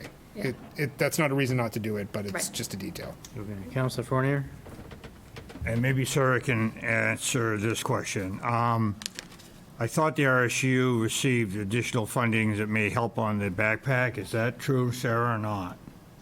If they did, it's not coming to us. We see. operate that program independent from the RSU 5. Okay. And so it's entirely funded by FCS. Thank you. Councilor Lawrence? Yeah, and if we appropriate it, Sarah doesn't have to spend it all. It's not, and she may have some that gets ahead for next year, because I don't think we're going to be clear in the next year and a half. Yeah. So it sounds like, if I'm reading the room here, Councilor Pillsbury and Bradley are both around double. Councilor Daniele's more as written, and I think you guys were also leaning towards double. Yeah. It's 200,000. I mean, it's almost 200,000. double, but it doesn't double the 200. She asked for, what was it, 112, and that part of that is the full-time employee. Yep. So, or half. Or 30 part-time hour, employee. yeah. So 200,000 gets, Yeah, yep. So if we, I'll throw a couple other numbers out there. If we add up everything but the capital projects, the 87,250 and the 37,184, that gets us to just about 125,000. Oh, 112, because we already funded. It's Oh, fine. you took out. Fine detail. Okay. I subtracted Okay. 12,000, but I'm not Yeah, trying if to you- time them, but it's already, Okay. just to come up with the number I took. That's where you got the 112 from. Okay, so that's the kind And of. where I It got is number. 125, you're where I correct. got 200 was just 87 doubled. Times two, Plus plus 30, plus yeah. 30. Yeah. And that's where, Yeah. so that's 214. You Yeah. take the 14, make it 200, it's simple. Yeah. And I guess like Councilor Bradley, I'm torn between the values of this is good use of money and the just fiscal responsibility of saying, somebody's made a budget request, and I don't like to appropriate more money than they've even asked for, and like, this is what I would spend, this is how I would use it, this is what I need. I have other uses for heating assistance, there are other places I can go for that money, so I don't need it. You know, from a fiscal point of view, I have trouble with that. It wouldn't be going to waste, because I know anything they do would be putting it to good use, so I'm torn. Maybe if it was a different organization, people might be having a lot more heartburn, but I think we're all pretty familiar with their operations. Right. I would love to say, here's what you've asked for, and please, please, please come back to us as soon as you identify a need for anything that's over and above what you've asked for, and we'd be happy to entertain that. Hopefully I'll still be here to, to persist that, and, to Matt's point, it might be somebody else in the seat who may have a different opinion, but I feel like that's also kind of not good government to say, let me spend it all before the next guy gets his paws on it. So I'd have a problem with that too. So that's my preference is, to do it as written, but make the point that we'd welcome another request. The same token, I'm not going to hold it up based on that. If there's a will to go higher, I'm not going to hold it up. Councilor Daniele. Might I suggest that we write this in, we say it, somebody says the be it ordered, and then we make amendments to get to the right number, so that way we could vote how we want to against the amendments? Yeah, that's what I was trying to figure out. Is there a consensus on an amendment to be made, or do we want to pass it as is? So, or pass as is and then do additional ones, because I assume that we could then write a second appropriation that people could then vote for? Yeah. Why don't we do it this way? So if there's... I like that one. Well, Councilor Fournier? different approach. Go for it. We go back to this amount that's requested. Yep. We add that in 2 months, there'll be a report made to us where we stand. That way, we appropriate what's needed. We have a 2-month period that we're evaluating. If Sarah needs something beforehand, Sarah can come in. But at least this gets it on the agenda so we can come back in 2 months and say, hey, it's working or it's not. How about along those lines, if we appropriate what's being asked for tonight, and also, I don't know if we can do this, but appropriate a certain amount to be held in reserve for a minimum of 6 months for potential further use? So that we don't accidentally spend it on something else? And then we kind of get the best of both worlds. And so if we, do the 112 tonight and then keep $75,000 for 6 months, and if FCS comes back after 6 months and says, hey, the oil price went down, we didn't need it, then we can release it, but we won't spend it before then. We can do that, right? Put it in, Informally, yeah. put it in a shoebox under somebody's mattress. Jessica, we're being asked to illegally and informally earmark something that we have no measure to do, but just don't let us spend the money otherwise, okay? We're appropriating it, but not spending it, or, allocating it. All right. We'll just make sure that that's not used for something else.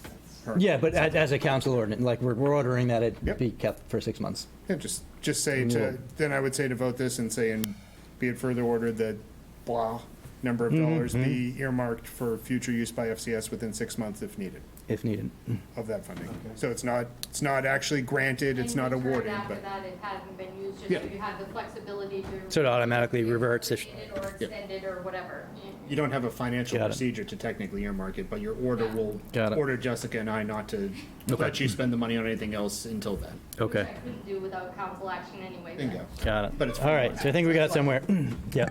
It's just that she couldn't do it anyway without it, so it's But yeah, overly complicated. it is overly complicated, but it sounds like it gets us all on the same page. So I think, Councilor Lawrence, you're up for reading order. So if you want to read the be it ordered as it is and then take a stab at the be it further ordered, we can see where we land. Be it ordered that the ARPA funding award for Freeport Community Services in the amount of $112,500 be approved. Be it further ordered that another, you said 75, how about 88? That gets us to 200. 87.5. $87,500 be held in reserve for 6 months for community services if needed. Just held in reserve for 6 months.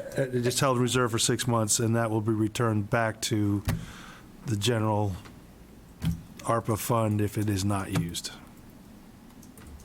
Is there a second for that? Second. Thank you, Councilor Fournier.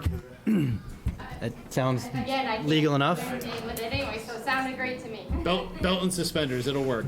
Yeah. All right. Any further discussion on that? Okay, so all in favor of that motion? Aye. That's 6 of us. Fantastic. Thank you, counselors, and Jessica and Peter for that. Yes, sigh of relief. And thank you, Sarah, for actually doing all the work that we just talked about for the last 20 minutes. That's the more important piece. Yeah, By keep it far. up. Thank you. Yes. Okay, so that's probably the end of our voting tonight, but we have 4 items of other business to attend to. First of which is a voting update by our town clerk.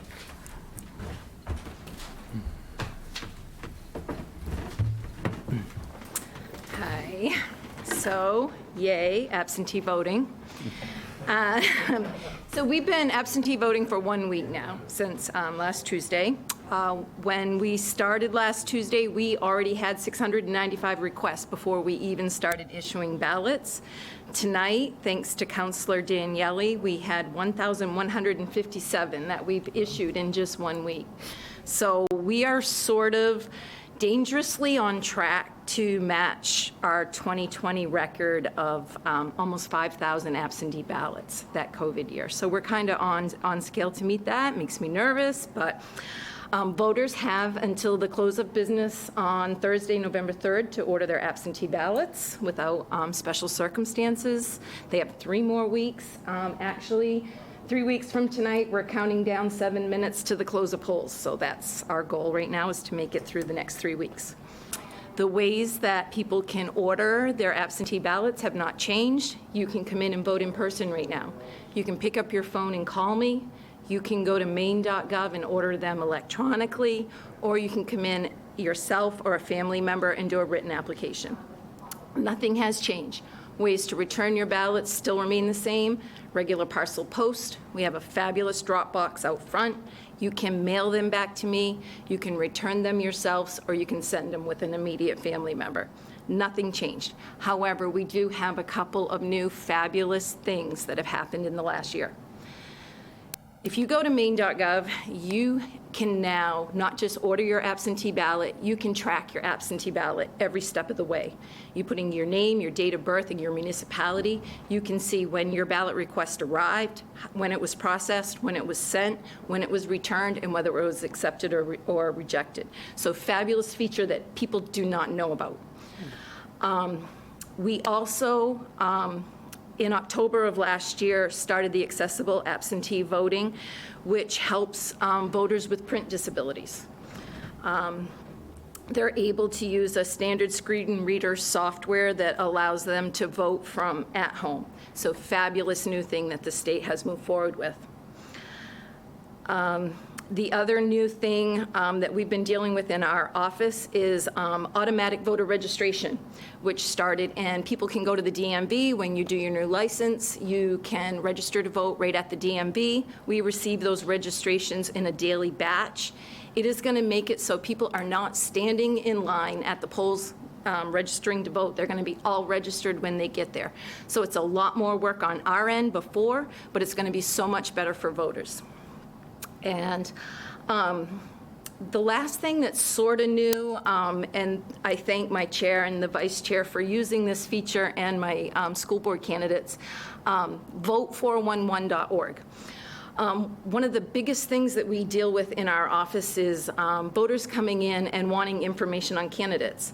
We can't, as election officials, provide anything like that, but Vote 411 has reached out to all the candidates, state and local, and if you submit your bios or answer the questions, it's there for voters. And so what we have done on the town website is we have made links on the town clerk's page to every single feature that I've talked about here tonight. So you go to my department page and, and yep. And Peter's trying really hard to get there. But we've got this from the sample ballots, Peter, go over to elections and voter registration on the left. Yep.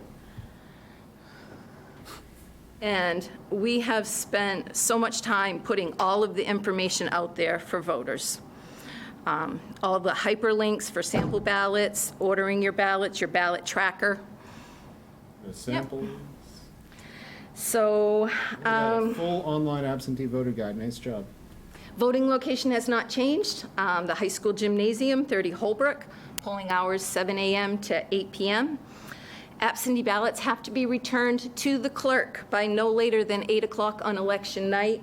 I beg of people that have absentee ballots out, please do not wait until 8 o'clock on election night to return your ballots.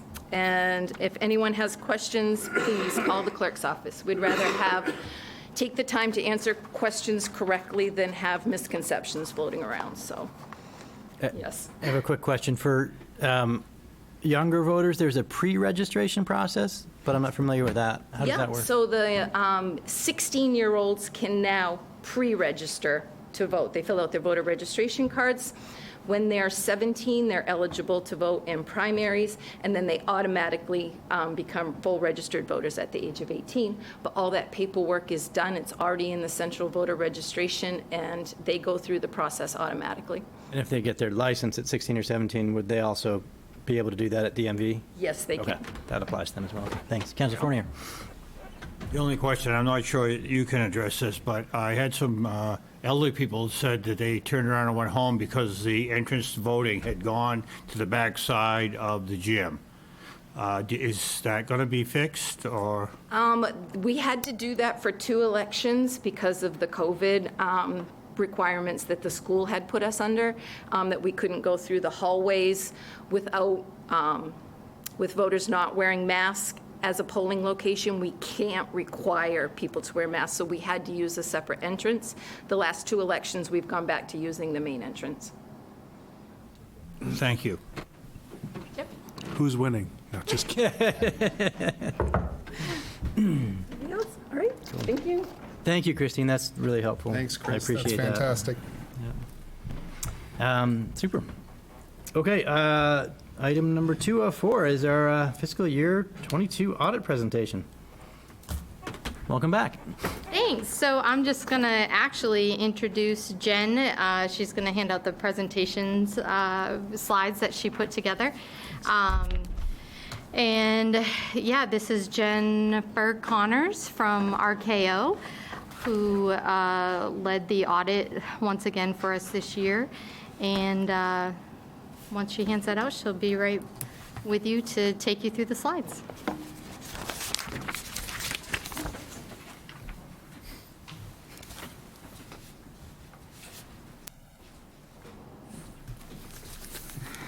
All right, thanks for having me. As Jessica said, I'm here to go over the results of the audit for fiscal year 2022. I would like to thank Jessica and the staff, as usual. Very clean, very well-organized audit. I will say, usually we do have drafts of the financial statements for you when we do this presentation. We are in the process of finalizing the reports, and they will be to you shortly. We're just dotting i's and crossing t's and doing the final review on those. We do have a set of graphs that you have in front of you. It's kind of a brief overview of the financial statements and the audit itself. So I'm just going to go over the graphs, and if you have any questions, feel free to jump in at any time. So if you turn to the second page, this is an overview of the audit results. So to give you an idea of the timing of the audit, we were here for 1 day to do some pre-audit work on May 25th. At that time, we do some of our pre-audit testing and we gather information for the audit. And then we came back the week of August 1st to do the actual field work of the audit. As far as the financial statements go, they did receive an unmodified opinion, which means they are materially correct in accordance with generally accepted accounting principles. So that's a clean opinion on your financial statements. And then in addition, because the town is a government, you are also required to undergo some testing under government auditing standards.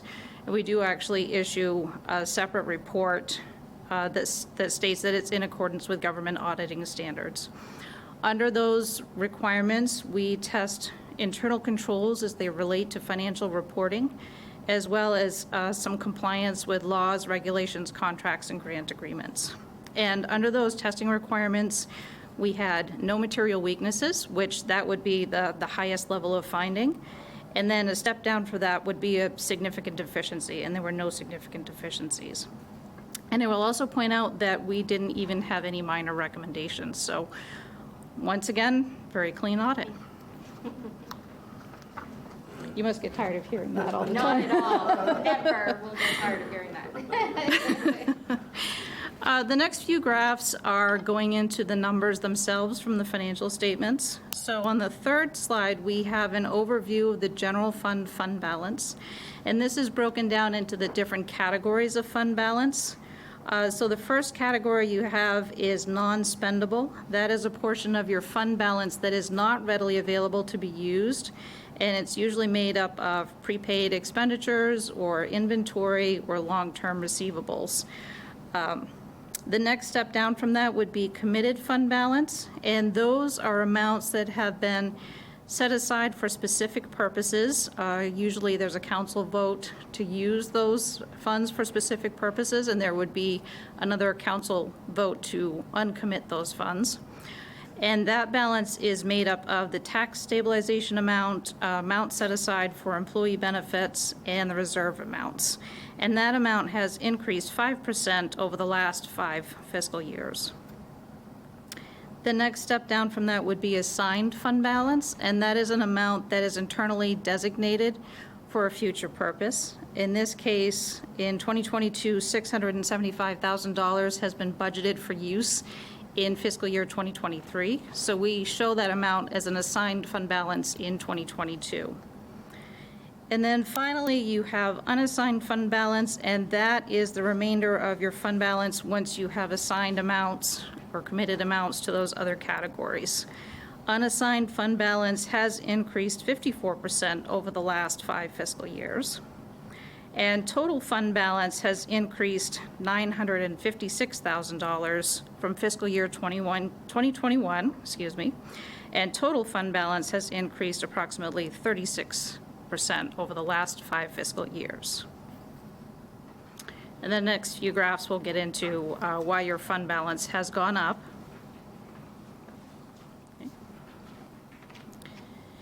The next graph is an overview of the general fund revenues. It's budget to actual comparison.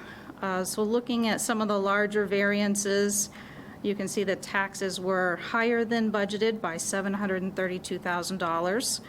A lot of that has to do with the fact that you raised overlay, but it's not actually included in the budgeted amounts. In addition, you also had excise taxes that came in higher than budgeted by about $234,000, as well as there were collections on prior year taxes included in those revenues.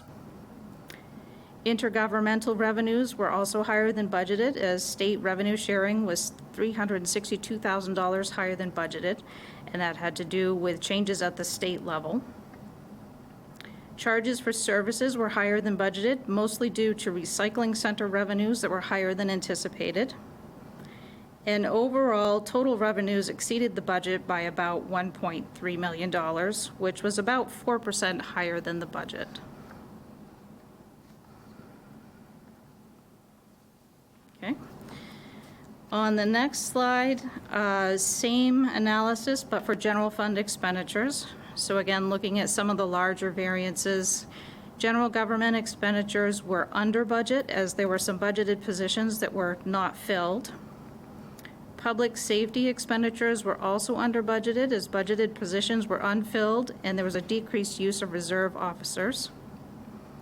Public works expenditures were under budget as there was less road work that was completed due to staff shortages. In addition, there were also some budgeted positions that were not filled. Community services expenditures were under budget due to budgeted positions that were unfilled. In addition, the costs related to the Amtrak station were lower than anticipated. And insurance and benefits expenditures were under budget due to staffing changes and enrollment elections. So overall, total expenditures were $792,000 under budget, so they were about 2% below the budget. Okay. The next graph is an analysis of the unassigned fund balance. This is the general fund unassigned fund balance as a percentage of budget. you can see that unassigned fund balance has overall increased over the last 5 fiscal years, and it did increase from 17.7% in 2021 to 19.69% in fiscal year 2022. Now, the town does have a fund balance policy with a target of 1.5 months of the budget, which is approximately 12.5%, with an additional 5% of the target, which is allowed for a maximum fund balance. So when your unassigned fund balance for fiscal year 2022 is compared to the fiscal year 2023 budget, that unassigned fund balance exceeds the maximum by approximately $2 million. And for those of you that do want to know the specific numbers, the maximum fund balance works out to be $4,444,649. And if you want to know what a 1.5 month balance would be, that would be $4,232,999. Okay, no comments, okay. That's a lot of numbers. I get that question every time, it seems like every time someone asks, So what what's is the that difference dollar between? amount? So, what difference do we have to move out? Is that going to be the next slide? I'm sorry, what was that? Don't we have to? Yeah, go ahead. Yeah, go ahead. Yeah, so that's just the policy as far as like a guideline that we try to keep at least 1.5 months in reserve, unassigned reserve, right? And typically, once the audit is complete and we know these figures, just before we begin the budget process, usually in January, that's when I come back and say, we have this amount in unassigned fund balance. Our recommendation is we do X, Y, or Z, with it. So that's when we come back at another meeting and say, okay, these are the final figures. How would we like to distribute that? Last year, the request or recommendation was that we use some to offset taxes, and we put some into reserve, which is why you see the increase from 600,000 to the 675. That was the portion that increased to offset taxes, and then the remainder went into reserves. And I'm assuming something similar will be recommended for this year, but, okay. Yeah, exactly. It's your choice.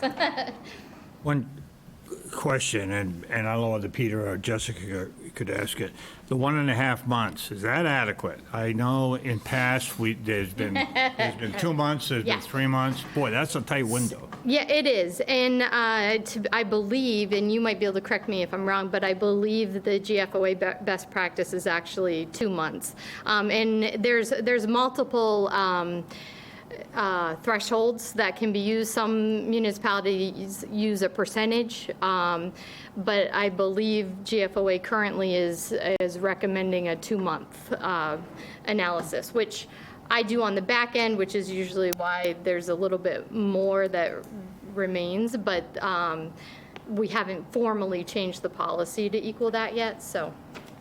And that's also GFOA best practice, which is great because most municipalities don't meet anywhere near best practice when it comes to fund balance. So the fact that we're in that range is fantastic. So maybe it's not the 2 months exactly, but I mean, we are pretty much there, so. I mean, when you look at the, sorry, when you look at the expectation that the school gets 1.8 million a month, that quickly eats that 2 million, surplus that you see right there. That's 1.5 months of all expenses. So Right. all the units, County, all town. the governmental units that I tax for is the tax collector, and that Jessica sends the bill for is the treasurer, or sends the levy over to the school Well, district for. $34 That's all million. included. So like if for some reason there was a financial catastrophe and we needed to carry those school payments, we'd be able to do that for 2 months before we had a panic cash flow moment with unassigned fund balance. Yep.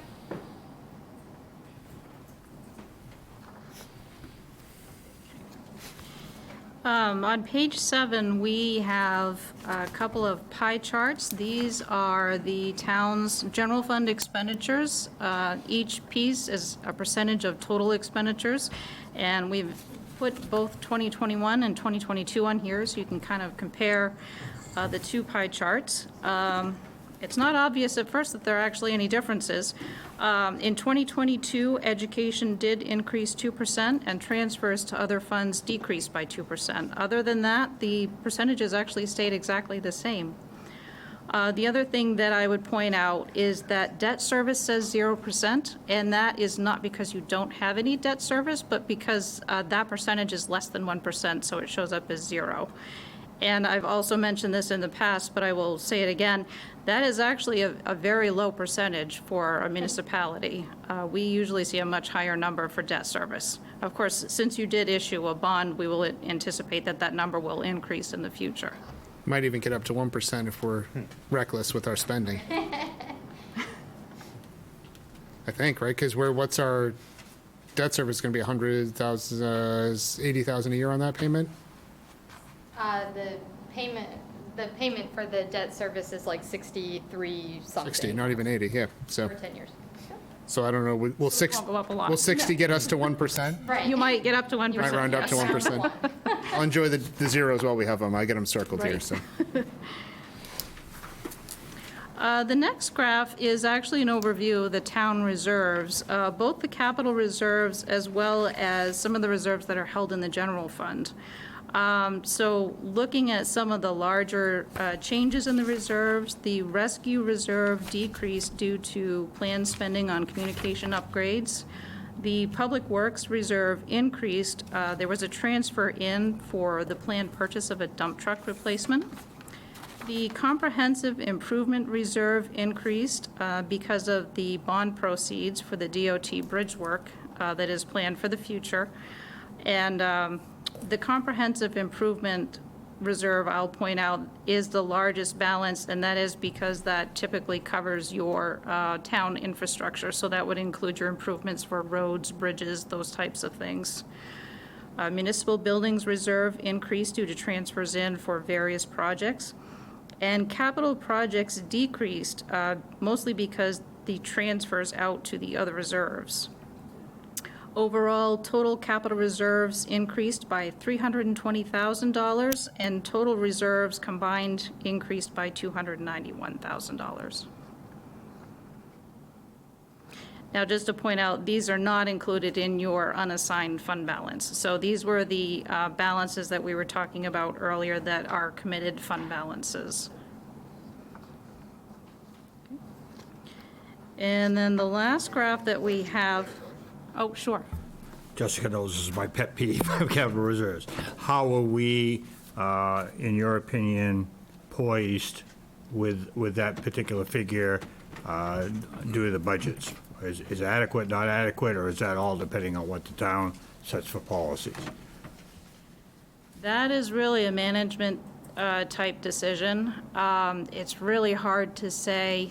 I know different people are going to have different opinions about adequacy of reserves. On one hand, you're setting aside money for future purchases.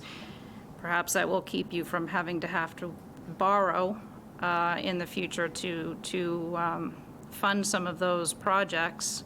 But on the other hand, it's raising the money up front to set aside. So I'm not sure I could really give you an opinion one way or the other. No, I think you're right. It is local. I'm just curious. You probably do a lot of other communities. I'm wondering how we are, in your opinion. Do you think we're adequate, or that? I would say that for the financial statements that I have looked at, you would probably be on the higher side of things. I could think of at least one other local community that might be a little bit higher, but other than that. You're welcome. To be the best. That's it. I mean, you don't have to give away any secrets. It is all public information, by the way. Yes, so. I know. I didn't want to name any names, but. But I do just want to clarify. Go ahead. Sorry, and point out for that as we go through the budget process, I want you to kind of keep in mind that the figures that you have here and their comparison when we go through the budget process of their adequacy of funding between the 5-year and 20-year plan. So when you get those budget documents, though these numbers look big, you need to understand what you're looking to appropriate over a 5 and 20-year period is not necessarily adequate for your desires at that level. Not to say that they can't change and that things can't be reallocated and fine. That all of that is your direction as council. But I just want you to keep in mind that though we may have an adequately funded reserve compared to other municipalities may not have our desire of improvement, right? Or the ability to improve their infrastructure on a proactive basis versus a reactive basis.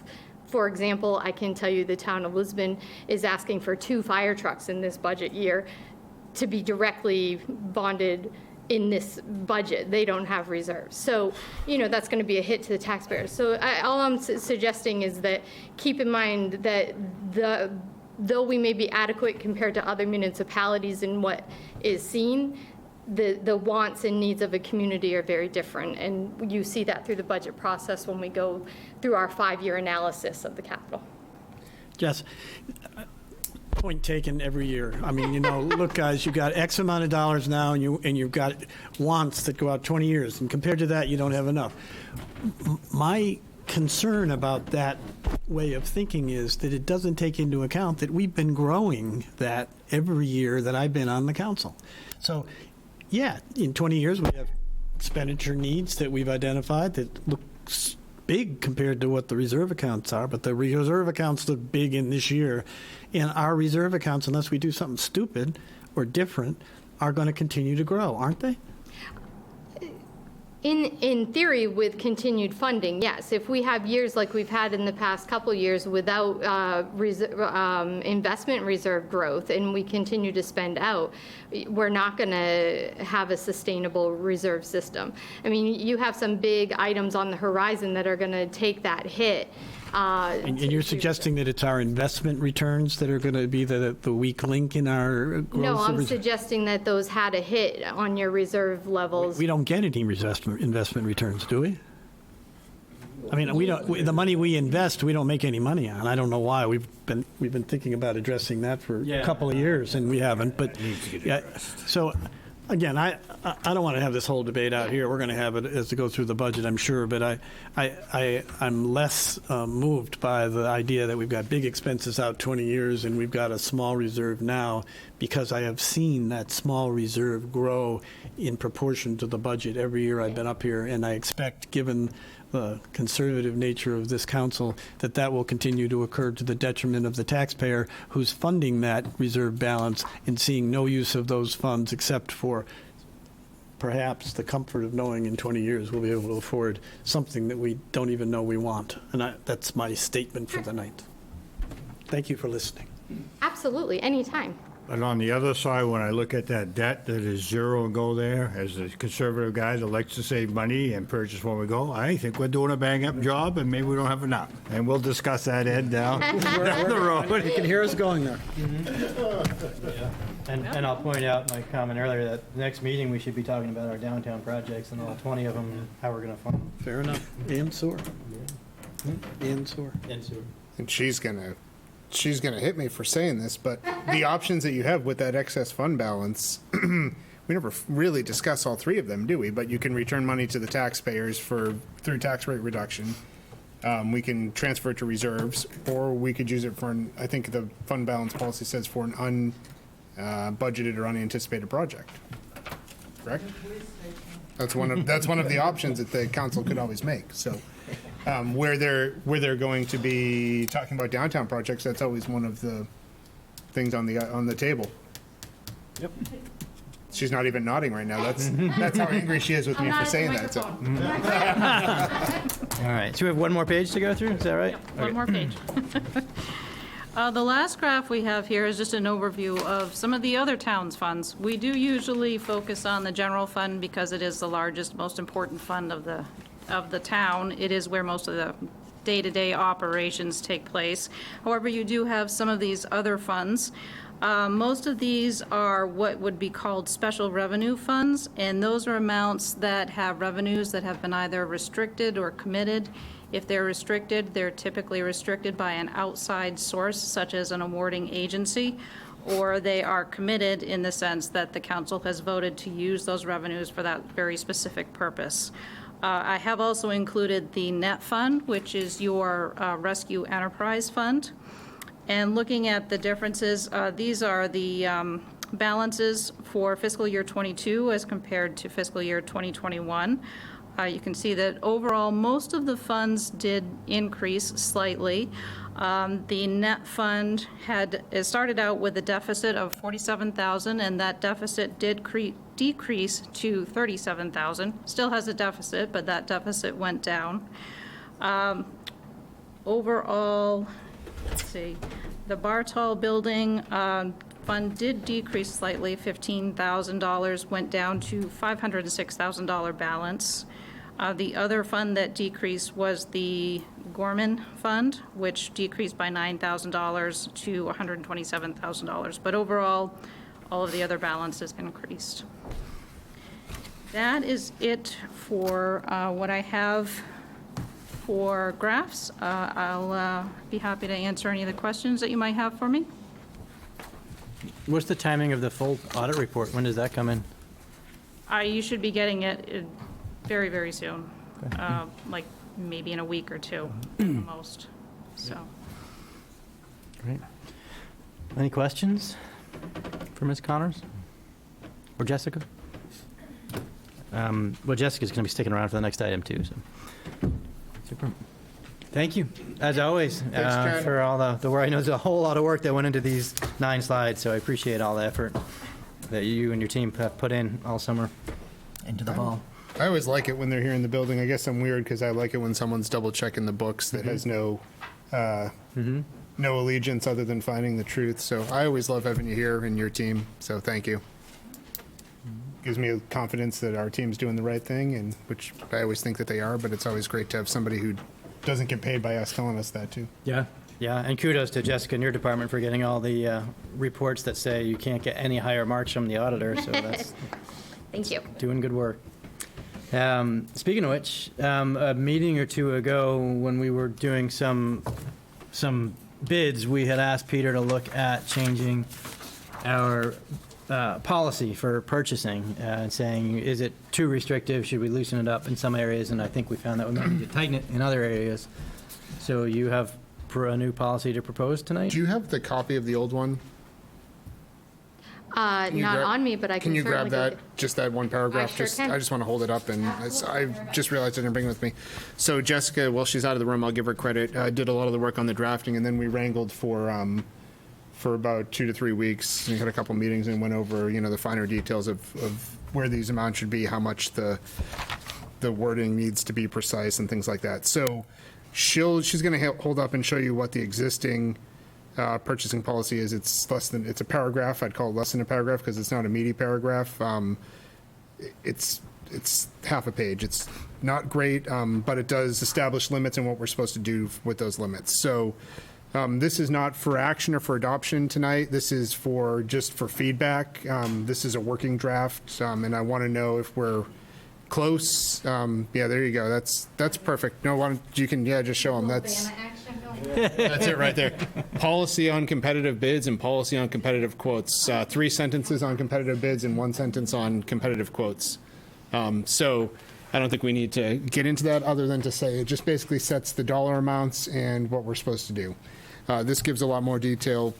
We've put a little bit of meat in here about conflict, which a lot of these things are established by state law anyways, but this goes a little bit further. Specifically, the conflict of interest provision. Nobody can do business with themselves in any way, shape, or form. And if an employee is authorized to act on behalf of the town, that they need to disclose that, even if they're within. This is in addition to the state requirement that anybody owning a 10% interest in a business has to disclose that, or else it is a violation of the state conflict of interest statute. So this is just a little additional kind of standard that Freeport would use. purchases of under $10,000 will be done in the open market, so long as the cost is considered reasonable. We went around and around about who that would be reasonable by. I wanted to say considered reasonable by the average person. Jessica said it needs to be an actual person, so you've got me in there as the purchasing agent instead. I think she's probably right, which is why we went with it. Goods and services between $10,000 and $25,000 would be by competitive, by written quotation with a little bit of detail. Purchases over $25,000 will be by sealed bid with the additional requirement that is in our, I believe it's either in our charter or in the admin code, that any purchase over $100,000 needs to be approved by ordinance of the town council. That's something that we've gotten better at in recent years of doing, but there was a long period of time where the town was not doing that, so we need to continue to keep that in our minds. If it's a capital purchase over $100,000, there should be 2 readings at the council of those purchases. Then just a little detail on how awards will be given. The records part isn't anything that's not required by state law. We just stating that whoever does the bidding and the awarding, whether that's the manager, whether that's the department head that's running a bid process, which they do frequently, you need to keep records, any records submitted for the state minimum, which is required by law anyways. Detail on waiver of bid process, what kind of some of the things that could trigger that are. I've got a little bit of, I don't know, thinking that needs to be done on single source item. I don't know, we debated how that could be better defined, but I'm open to any feedback council might have either now or later.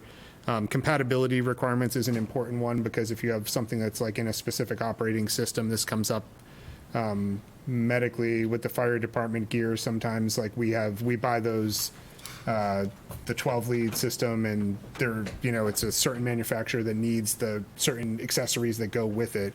We can't buy something else, but so should we be running a bid to buy, every time we need to buy $10,000 worth of pads, sensors, if they can only come from one source? That's kind of stupid. But at the same time, those are things we need to think about when we're doing the initial purchase, like of the operating system, whether it's a piece of equipment that is an operating system, whether it's a software that's an operating system, whether it's a vehicle. It's kind of like buying a fleet of Teslas, for example. You probably won't be able to get replacement parts out of a catalog. You're probably going to need to buy them directly from Tesla. So if we decide in the future to go with all Teslas as operating vehicles, we need to know, hey, we're going to be single sourcing replacement parts until they exist outside of Tesla. Yeah, similar, like those kind of things. Like if we have a purchase or a rental from a manufacturer of a piece of equipment and it needs, if we can do generics, we love doing generic, but not everything has that. Sometimes there are copywritten, patented things that have to come from that provider. So that could, if there's anything else, if council wants to look at that, think of that, give me feedback before we adopt this. There may be other things that we're missing in there. There may be different definitions there. Emergency purchases is we worked a little bit on this to come up with a process. So if it's truly an emergency, it defines what that is, and that I have to notify the council immediately as soon as practical upon doing something that I'm justifying is outside of the process. If I don't, then I've broken the policy. I think that's a good way to do it. Report it, like if there's a Saturday night emergency and we need to buy something for $25,000 or the downtown's going to light on fire, we're probably going to make the purchase for $25,000 and then come tell you guys on Monday or at the next council meeting, report out, hey, this is what we had to do. This is my justification. And if it's bad justification, then we get to talk about it publicly and you guys get to tell me why it's bad justification. So I think that's a great kind of compromise there. Counselor. But on that same line, Peter, in operating under a state of emergency, that also gives other authorities. So we probably ought to have something in there. Yep. Because when the federal government, I'm particularly thinking the ice storms and stuff where you're authorized to go out and not go to a bid process and do that. So we ought to have something that, we get a flood or whatever, and we have declared a state of emergency. These policies don't apply on some issues. So we need to do some research on that. Yeah, that's I'm open to that. I'm not looking for more emergency authority, but if it's something that we need to have for the department heads or I, then by all means we should have it in there. I think I'm not aware of any. I think we've had like 3 or 4 emergency purchases that have happened in 10 years that I've been here that happened without my knowledge because they were like Saturday night specials, and they weren't they were like 10,000 or less. They were things like that. We don't have that habit or that problem with our town staff. I'm very comfortable with right now. So, and I think every time that we've had an emergency purchase, it's been like, yeah, good thing you did that. Thanks for not calling me at 2 a.m. And then just info on combined purchases and the federal procurement stuff, I'm going to be silent on because that is our finance director's language and specialty to make sure that we're complying with the current standards. I'm a little bit nervous that we may need to modify that as federal guidelines change, but that's probably good to have it in there, so. All right, that's all. Should we just reference the federal guidelines so we don't have to change it every time? And just say, see this section? I love the idea. What do you think, Ms. Finance Director? You guys can hash that out later. Yeah, we'll talk about it. Or say this unless superseded by more recent guidelines or something. I'm like not that. saying we Yeah, can't. something, yeah. Yeah, I'm not saying we can't. I probably looked at a dozen municipalities and not one left it blanket to follow federal. It was listed more in this fashion. Again, not saying that we can't. Maybe we'll be the front line for Or maybe doing we that could- and having people change for that, but We can adopt it let as me current make sure and- there's no reason why we wouldn't want Like- to list it. Put something at the end saying it, or any superseding requirements established by the federal government when they're made, or something like that. Sure. You've already put the effort to list it, so no need to throw it out, but just would, 5 years from now, 10 years from now, when someone looks at it and goes, oh my God, I can't believe that we had the federal contracts were done this way, that's been illegal for 4 years, at least we'll be covered that we weren't doing it that way. So, Are you worried about going from a less than robust policy to quite a different one in terms of compliance and then potential audit findings? I mean, are there subsequent, can you create like a checklist or something to help train staff? Are you concerned about the implementation and rollout of this? there's only one thing that we added that's above what's currently done, there's a lot of things in here above what's currently done, but the one kind of more onerous thing that's going to be on department heads is a summary. It says in here that they'll provide a summary of how they complied with the purchasing requirements when they give me the approval, if it's a process that they've run. So I'll use like Nate because he's in the room. So when the police department does a bid process for vehicles, we're going to come up with that. Jessica and I will do it. Just a form that says, this is it, and then they'll have to document, in a one paragraph memo, hey, we did a sealed bid, these were the results, it's attached. Which is really no different than when they come before you and they have their memo that Right. outlines the process. So Just a little from more a formal that we're procedural gonna- standpoint, we've been kind of this is kind of what established our guidelines here that we're bringing forth to you. This is essentially what we've been doing. It's just formalizing it so that department heads, every time they have a purchase, don't come to Peter and I and they're like, okay, what is this level again? What do we do here again? Or This what do will we kind of- have to do exactly? Right, It's and- on the form, and Yeah. it's going to be repeatable, and Yeah. I think that also addresses some of the concerns that. So I don't really have a concern with the rollout or implication. There's really not that much of a change from our current practice. So, yeah. We don't use POs now, the town, or do you? And we're not going to get into them, are you? I'm not looking to. I think we have. I'm sorry, I didn't hear the question with this thing. The question was about We're not using purchase POs orders. now, purchase orders. In very rare situations, only when a vendor requires us to have a PO do we use But it. we're not looking to implement that on. No. Not at the this answer. Thank you, current Peter. juncture. Oh, thanks. I agree. It's a total pain in the rear. Yeah. And if you've got, let me rephrase that. If you have a operating environment where you need those, you need them. Like if you have irresponsible spending, it's something that you need. We don't have that situation currently. Which is I'm hoping inventory and things like that. to keep it that way. Yeah, if you have a lot of industries may need that for some part of their process.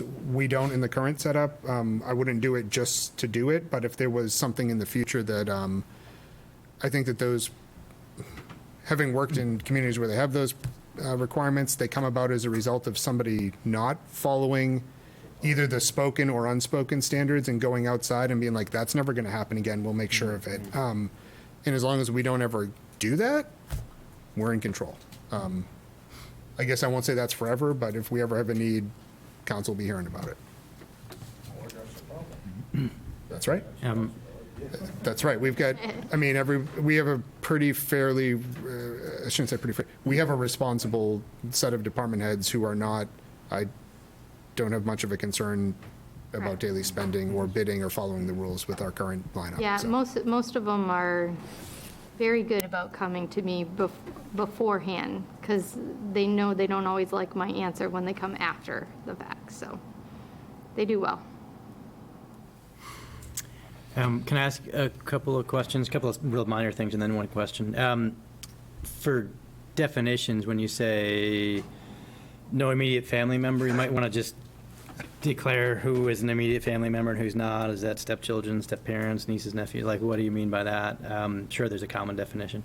And same for potential conflicts of interest, because that could be interpreted a number of different ways. Might be able to make that more clear. At some point, you might not.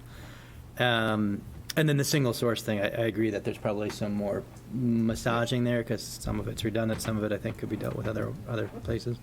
And emergency circumstances could probably also use a definition, what's considered an emergency, what's not. Maybe goes to Darrell's point too. It can't be a we have to define, yeah. And then the only other one that I'm a little confused about is the middle category of $10,000 to $25,000, where it says the purchase can be made in the open market by getting competitive bids, as long as or without competitive bids, so long as the cost is reasonable. The required procedure shall be to solicit 3 bids, or bids from 3 qualified sources. So that whole highlighted part you got there can almost go away and just say the required procedures to be solicit and evaluate. Right, because it seemed like it was in conflict. Like, you could make it with as long as it's reasonable, but at the same time, you're supposed to go out and get 3 bids. So it was confusing to me. It might just be a wording thing. I think the intent is that you want to go out and get 3 bids. Of course, yeah. And I think the issue that brought up a lot of this to begin with was, well, what happens when you don't get 3 bids? Because what I think we want to avoid, I would like to see us avoid is, well, I'm supposed to get 3 bids. Let me ask 2 guys that I know don't have it in stock, and then I'll ask the 3rd guy who's my buddy who has it in stock, and we'll charge him the other rate.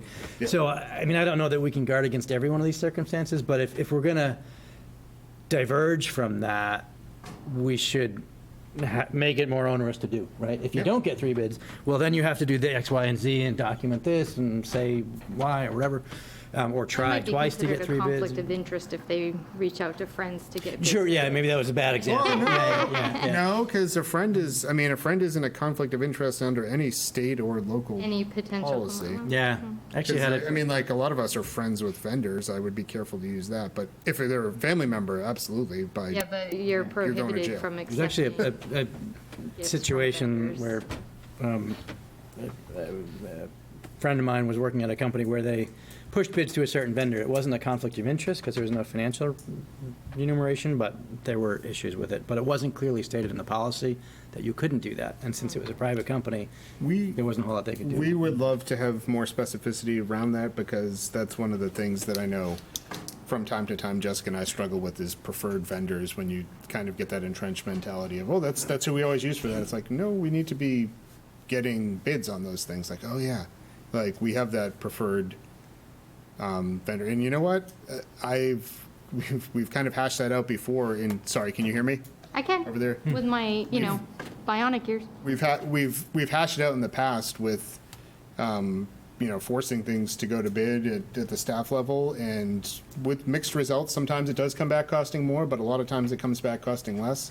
I don't think that the staff reaction on our department heads to stick with the preferred vendor has ever been wrong. I think it's been the right call as often as it's been the wrong call, but just for public transparency, I know that we usually default to, hey, even if it costs us a couple dollars more, we need the public transparency there. But I think it pretty much washes. I don't think if we didn't do that, it would hurt, but we should be doing it.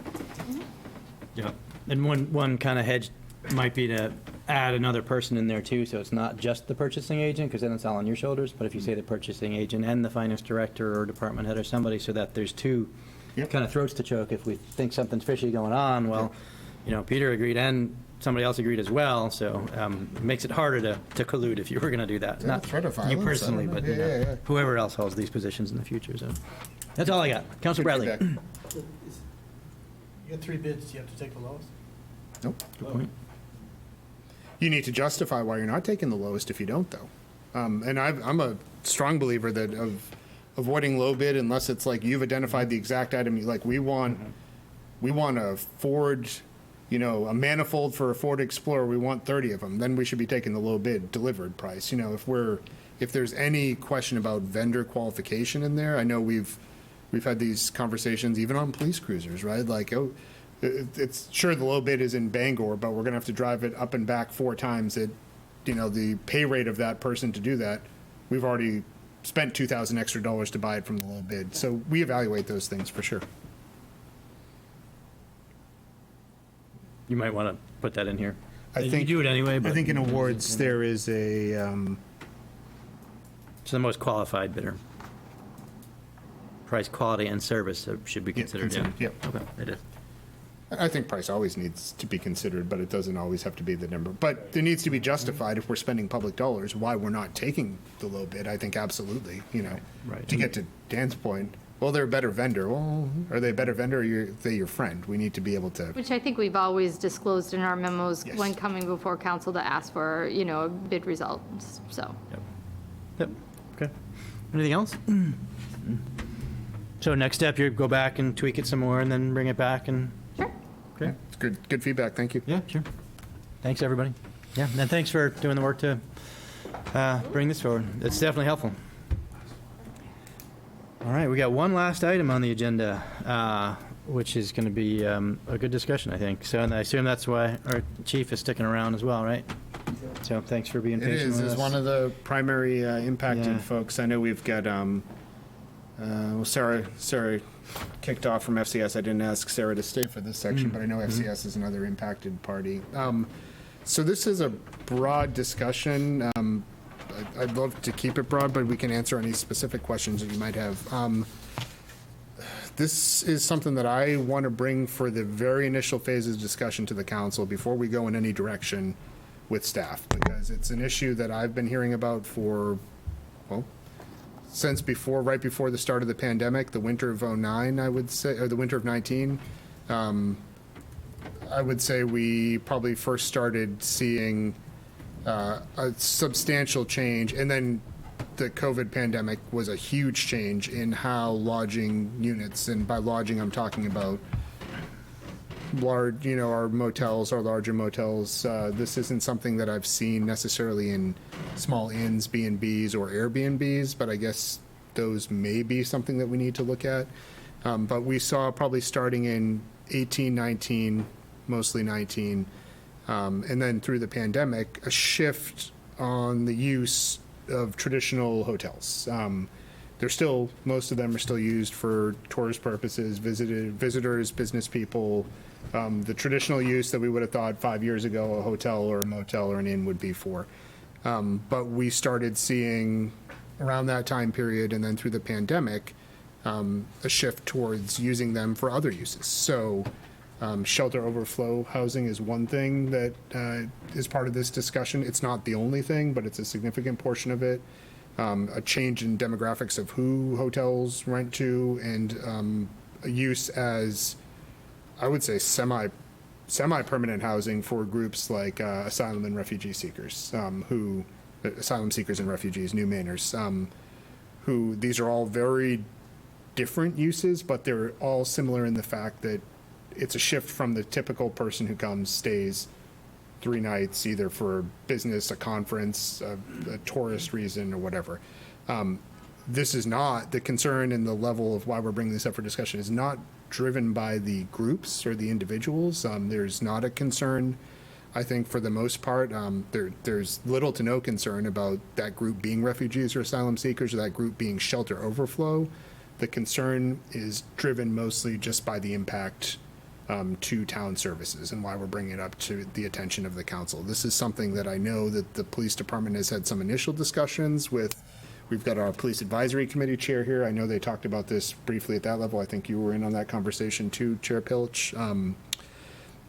But a drastic change in the nature due to a small segment of those populations that we talked about, creating I'll just say an overload on police, fire, emergency services, Freeport Community Services, who contracts with our GA that we just got done talking about for an hour. So I wouldn't say any of it is crisis level, but I've been listening to enough conversation from our department heads as they tell me things from the police department, from the fire department, from our general assistant staff at Freeport Community Services, just on the demands that we're seeing. Initially, it was like, oh, well, we'll deal with it. It's the right thing to do.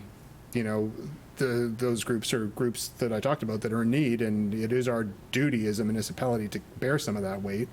Another huge shift happened when Portland, during the pandemic, shut down a lot of the shelters and changed their policies on who they were going to be funding and paying for, which this is not a Portland complaint. They did what is right by their taxpayers when they made that decision. It's the same thing that every municipality would do in that situation. It's just, it was a shock because for many, many years before that, they had not been doing, I would say, not been keeping the taxpayer in mind. They've been doing right by those groups instead of watching the bottom line. It was a dramatic shift when Portland went to the kind of the bottom line and doing the minimum that's required under state requirements. Not a complaint against Portland. I would do the same thing in their situation. We all would if we were responsible for that budget line. So that shock happened, and that moved a lot of people out, into being the responsibility of the municipalities, who they were originally the responsibility of anyways. So on that hand, we don't want to overreact and be like, oh, Freeport's got it so bad. I mean, this is a problem that a bunch of municipalities in Greater Portland and throughout the state are facing. There is a high level of people who need shelter and not places to shelter them. Whether that's homeless or temporarily displaced or immigrant, refugee, asylum seekers, there are more people than beds right now in the area. So the real shift has been, though, towards using those facilities, the hotels, which are short-term facilities, now as either voucher programs or longer-term stays, regardless of the group who's there. It's a change in capacity in the wintertime, and it's a change in kind of the tourist occupancy patterns that we were used to, like more baseline occupancy and less weekend occupancy or peak summer occupancy.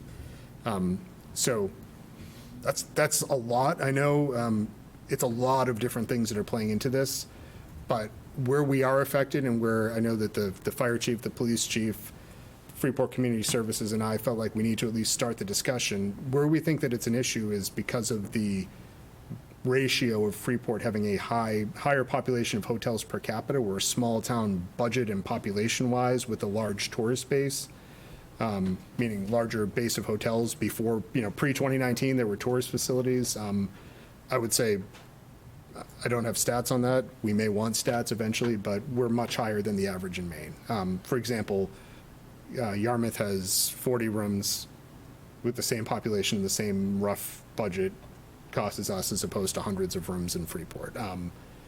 Falmouth have 0, Cumberland have 0, at least that I'm aware of. Similar municipalities, I would say Brunswick is probably doesn't have 2 times as many hotel rooms as we have, probably similar amount, if not less, with 2 to 2.5 times the population. So we're impacted more on a per capita and on a town operation basis because of that. And that's really what we want to start the conversation on. We don't have a proposal. We don't have 100% identification of the issue. It's several different factors being combined at the same time. It may be changing tourist patterns too that may be driving some of this. I know that the way that people are traveling, people staying longer post-COVID and, being more short-term residences as opposed to bouncing around a week at a time in a different location. People moving during COVID, people living out of hotels and working remotely, things like that. So just a change kind of in the pattern for what we were seeing. Nate, I know you're here. You might want to add a little bit just about the demand, because that's really what opened my eyes, that you guys see on a nightly basis, to some of the facilities, and also how that's not unique to Freeport, what kind of some of the other municipalities are seeing as well and that are having trouble with this issue. Yeah. So you may have seen in the media over the last several years, it's been kind of a hot button topic, particularly in the greater Portland area. So Scarborough and South Portland, Freeport, Brunswick, and other towns that border Portland have all essentially been called to kind of bear some of this the brunt of some of this chronic homelessness that Portland was kind of had the lion's share of. And with the most recent closing of their large shelter has pushed a lot of people out into the communities that surround. So for us, we were able to pull some numbers together for the Police Advisory Committee last summer, and we saw a pretty marked increase in the amount of calls for service that our officers are engaging in. And mental health, polydrug issues, mental health issues, violent crime, regular crime, these have all gone up a significant amount, particularly in the Route 1 corridor, where we have a high concentration of these hotel, motel rooms. So I think the manager brought up a good point in that we're in a unique position, and it can't be emphasized enough. There's not another community our size, at least in southern Maine, that has the amount of hotel rooms that we have that is dealing with a similar problem. On a typical evening shift, we'll have 2 or 3 officers working, and then as the night goes on, they go home overnight. So normally, we would be staffed to handle typical Freeport calls during that time period, an OUI, some alarms, perhaps a domestic.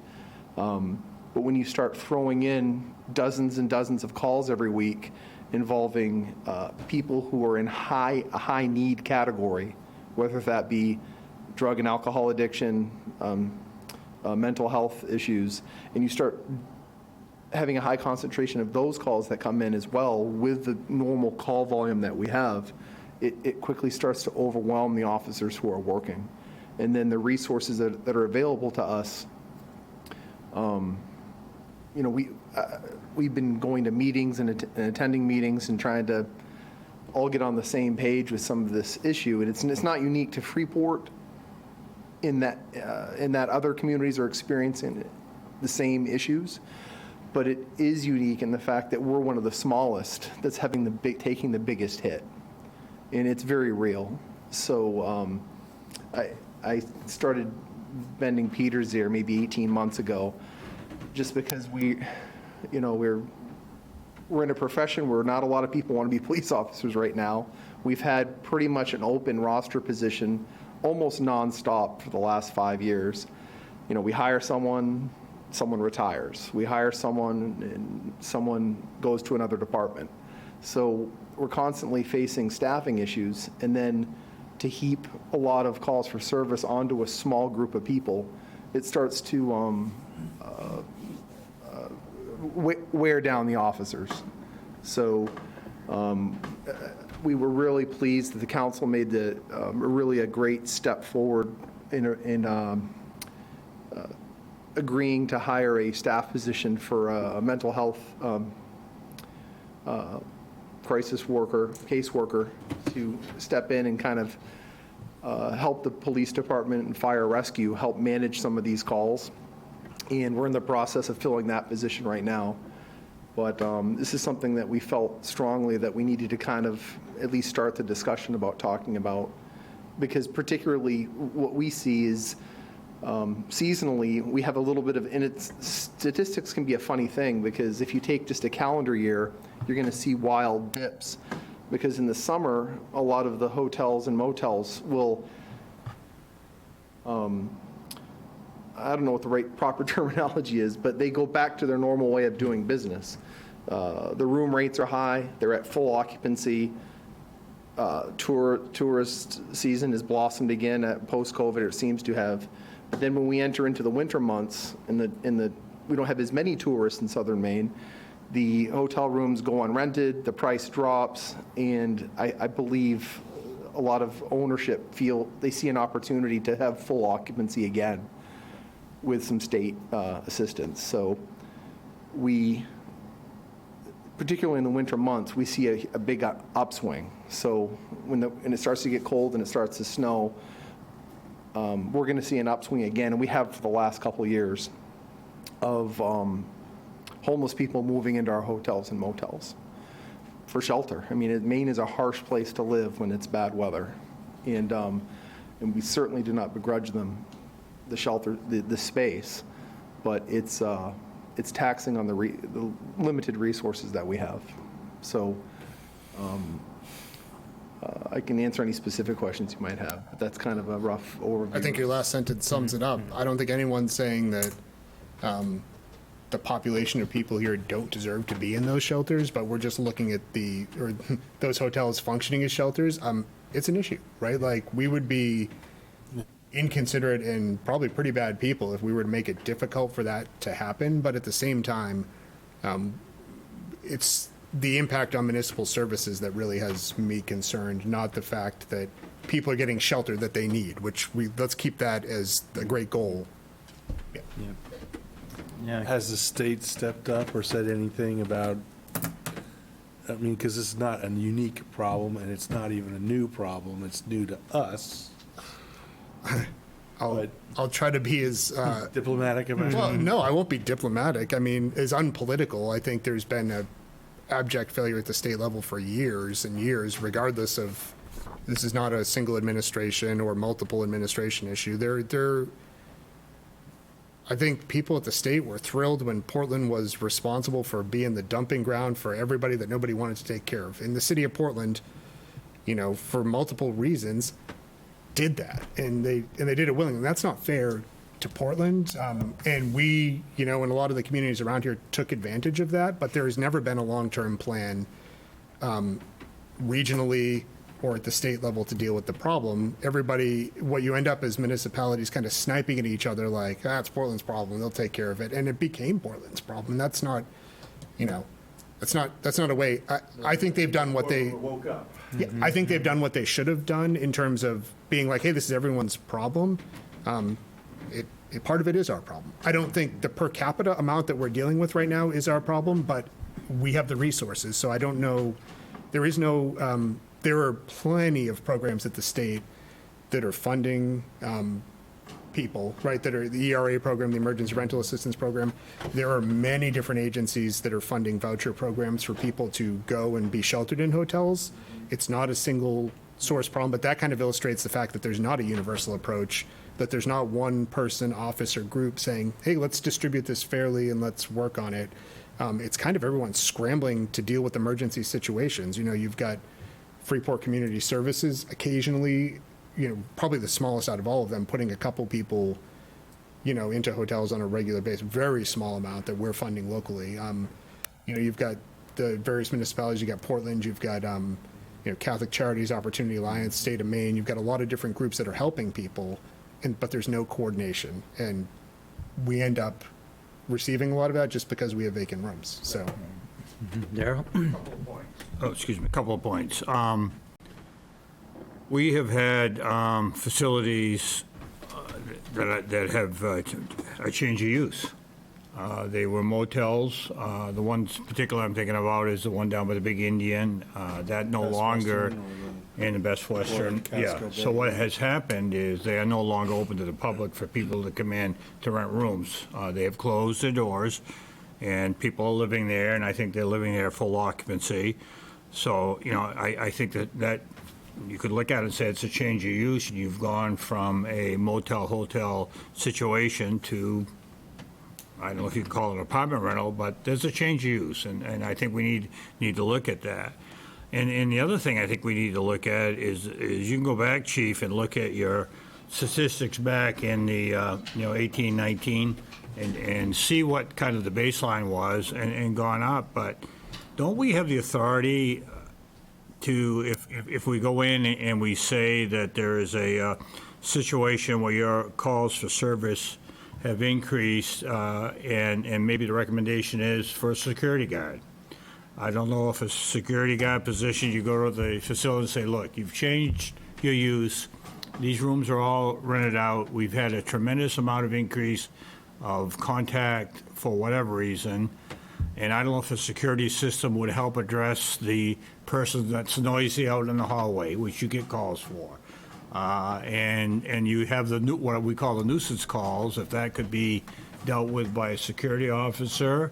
And then the more serious calls that you still would have to answer, but I don't know if that would maybe be a tool that would help address the calls for service that, everyone's getting. Notably, that was done in South Portland. A few of those things, if you can Google the news coverage from it, it was actually a pretty intense process that summarized, I think, everything that Nate and I just threw in front of you, which is that everybody wants to help, but at the same time, the hotels were becoming, a little bit of a lawless zone. They did a lot of those steps in South Portland. They required some of the hotels that were causing issues to staff overnight positions, to staff medical and mental health type positions if you were going to be receiving large groups. I mean, in reality, shelters work by providing services, not just a place to sleep and eat and shower, but also services to people that need them.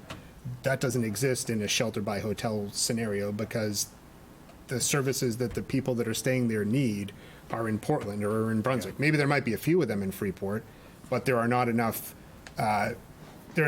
mental health professionals and medical professionals in Freeport really to deal with what's in town, let alone an influx. So we don't have those resources here. And other municipalities have required that. I'm not saying we need to do that, but I think we need to consider it. I think we need to look at, what tools we have, and, that's one option. The other option, and maybe that we don't do this, but I remember years ago, PD, we had a lot of problems with false alarms on a residential alarm and business alarms. Fire department had the same problem. So what the community did, we developed an ordinance, and it was a sliding scale ordinance where, if my memory serves me right, I think they got 3 calls for services a year for free. And we asked that they fix the problem, and then the scale went up accordingly, and they would have to pay for those services. So I don't know if this same thought train would apply, where you could go in and say, look, our call for services have gone from an average of 25 a year to 200 a year. That may be an incentive when you go to the motel owners to say, this is going to have an increased cost to you unless you can come up with a mechanism to help us maybe address some of these issues. That may be another tool. I don't want to force it down the throat, but sometimes, when you approach people like that, it helps solve the problem. Yeah, Joyce, you want to add? And just to kind of tie into what Peter started to talk about there, though, is a lot of these people are being put up here with no transportation and no assistance from a person, and speaking as a medical side of the house at this point, they need somebody there to help them with, this is your next appointment, are you taking your meds? How can we help you with this? And that's not the job of our mental health liaison. And the security guard can take care of probably 75, if it's a good security guard, well-trained, et cetera, probably 70 to 75% of the calls.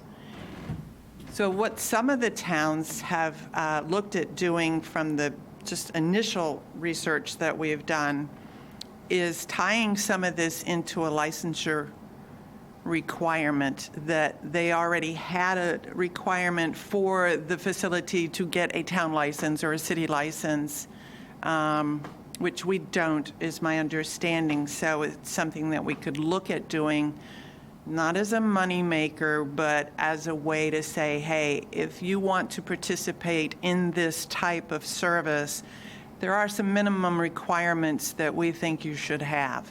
One is security. One is you need somebody there Monday through Friday for, 4 hours to make sure people are getting the services that they need that we don't have. And I don't think we want to have because they're expensive. And so those services are in Portland, where you have the highest geographical number of, people that need them. So those were 2 of the things that we started talking about, but tying it into a licensure so that the town can actually say, if you're going to do it, then you got to do it right, and you've got to take care of these people, not just give them a place, to sleep, but also to take care of their needs. And to be very clear, town staff is not looking to impose any system that wouldn't allow this to happen if it's a resource that's needed. We're not bringing that up to the council with the intent. I want to be 100% clear. The goal here is not to stop hotels from being used as shelters. If that is the highest and best use that is determined, that's the place that it needs to happen. I don't want to be the only place in southern Maine that has this available and then turn out 50 people that don't have any place to go.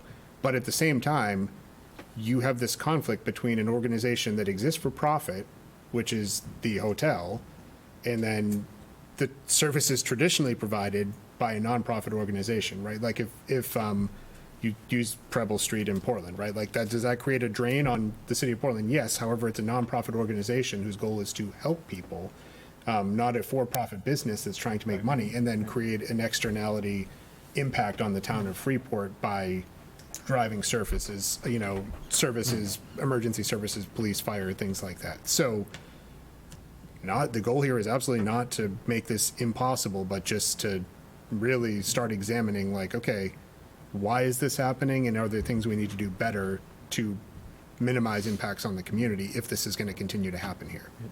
Ed? Peter brought up Preble Street, and that was on my mind. There are people who, thanks, Dan. Okay.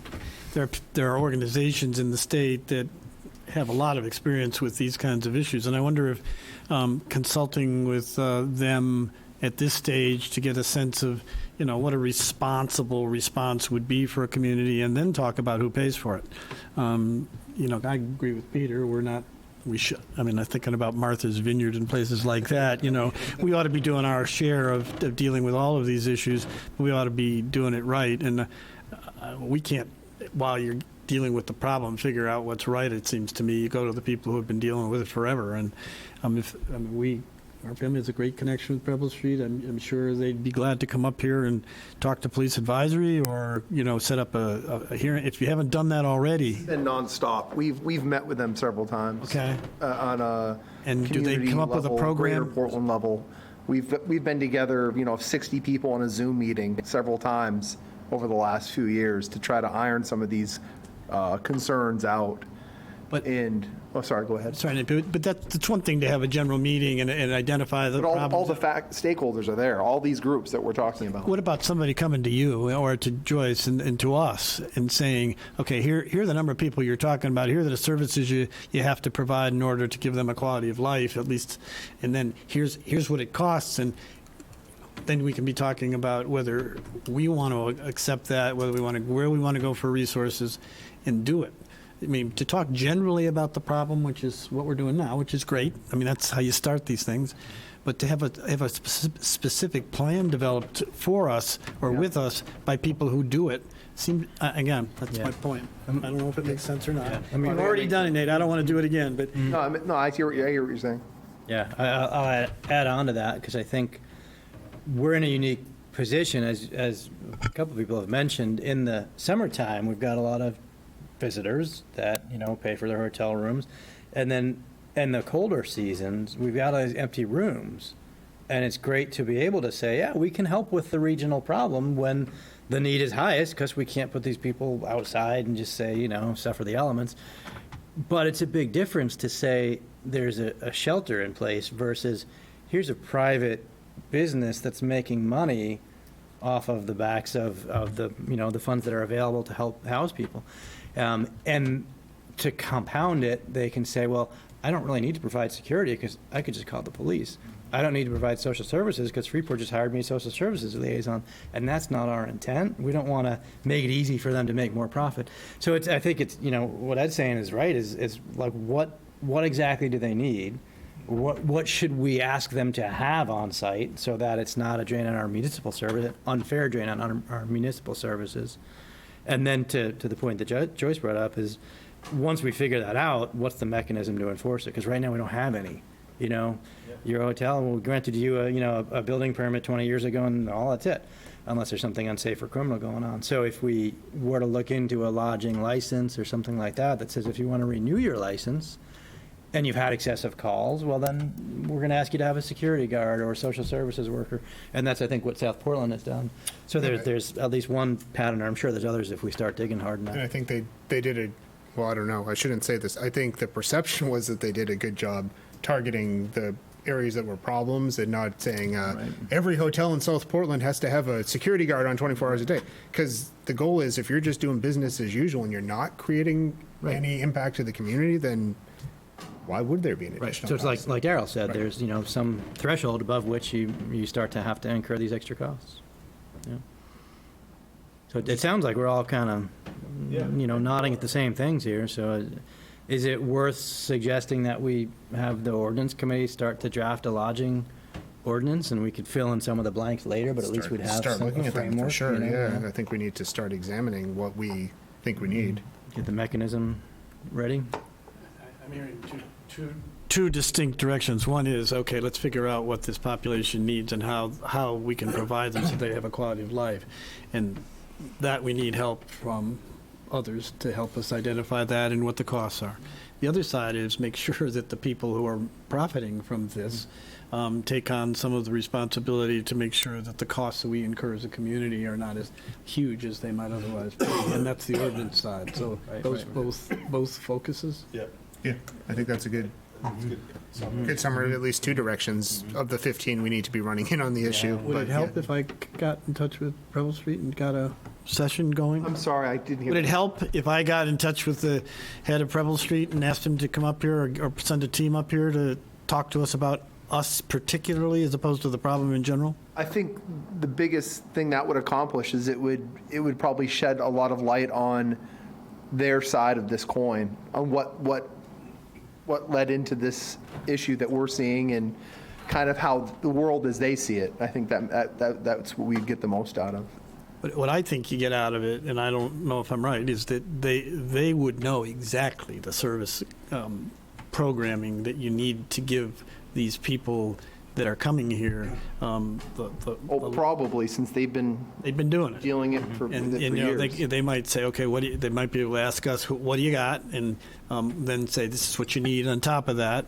And then we could talk about who ought to be helping us fund that, whether it's the businesses or the state or, or a combination. Or ARPA.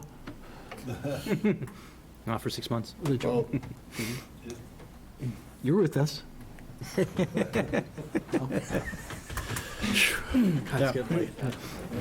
can tell you, historically, the biggest complaint I get is always speeders.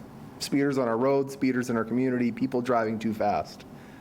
Over the last year, that has shifted. And now my conversations with people at the market, grab a sandwich, come over to town hall, calling my office, emailing, visiting my office is, Chief, what are we doing about the homeless issue in Freeport? And I'm getting specific. I mean, I'm having people come into my office and say, there's a family living here, there's a guy living there, there's someone sleeping on this park bench. What are you doing about it? I'm getting a lot of that. And they're all good conversations, but it's things have shifted for little Freeport. I also want to applaud the job that you and the department are doing about respecting people, dealing with any criminal issues or problems that may arise. But when you've got people that aren't causing trouble, I've seen you interact with a few people raising those exact questions. And, I think your answers have been great. Like, it's not criminal to sleep on a bench, at least right now. The guy's got nowhere to go. We're going to make sure that nothing bad's happening and that they're safe to the extent that we can. But sometimes, people make choices. And I think you guys have done a great job of balancing the public safety aspect in addition to respecting people's rights and not taking the, parochial small town approach of get out of town and, trying to run people out of town. I mean, I think everyone's acknowledging the issue. Yeah. You guys are doing a great job of it. I can tell you that right now I have 2 veteran families living in their vehicles in Freeport. In where? In Freeport. Living in their vehicles. Freeport. They move from parking lot to areas back and forth. Yeah. It's not unique to here, and there's no place to send anybody, even if we wanted to, because it's a widespread southern Maine problem right now. Okay. Well, that's a great conversation to start. Thank you. Yeah. Matt? Can I just ask, so if this is, how do we actually collect some data? So what Ed said, I think, is a great starting point, but that dialogue doesn't go anywhere if we can't say we've got X number of families or X number of people.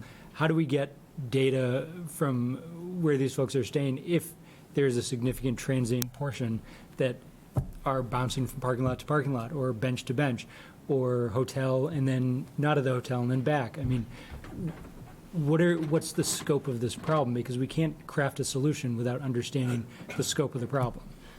I agree with you. I don't think we do. I think we've asked that question to FCS. We've asked that question to the police department. And this isn't meant to answer your question, but I think the best I've gotten is, between 20 and 100 individuals on any given day. Like, wow, that doesn't help it in the slightest. 20 and 100 people living in hotels, 20 and 100 people living out of doors. Yeah, it's a combination of that. But the problem seems to be related to the number of hotel rooms we have open during the winter season. So wouldn't it a good start be to go to each one of those hotels, motels, and say, which of you have standard contracts with groups of people, more than one at a time, for which you're getting subsidy from some source to house people who need it during that? Probably a good, I don't know if we want the police doing that. Right, I was going to say that might be something we should do. For different reasons. But I agree, that's probably a good baseline. I don't think that's public information. I think most of them would decline to provide that if it's a. Well, then they can come to our ordinance committee. It's kind of Why don't we make an ordinance real quick that just says if you're the way gonna that it's been accept done these- successfully, South Portland did this with their issue they were having with some hotels in the main mall region there. One of the requirements that they did is they said, we want to manifest weekly or daily or whatever of people that are being sheltered, the amount, the counts and things like that. We're not entitled to that information unless we make a law saying that we're entitled to that information. Well, that's another whole issue, but it's a good place to start. Let's Well, one thing- start by asking. I mean, I think we need to require that information before we could answer Matt's question, because they're going to be. Well, let me throw something out. We do have some data that we can offer to Matt, which is, personally, I don't care if we have 500 families. If they're all living happily, not causing any disturbances, then fantastic. Right. But the data that you do have, Nate, that you shared with the Police Advisory Committee earlier was, here's the increase in municipal service calls that we've had due to this problem, or at least in these locations, which we can then presume might be due to that problem. So if you want to update that and bring it back to the council, just to kind of drive the point home and saying, look, this is the impact it's having on our municipal services. And it's not small. I mean, he's looking at 3-digit increases. So like 200% or more increases in calls in that one geographical area. It's not just twosies and threesies. Is that hundreds or is that 20? It's hundreds. Hundreds? Yeah, hundreds of calls per year, per location. Is there any particular year per location?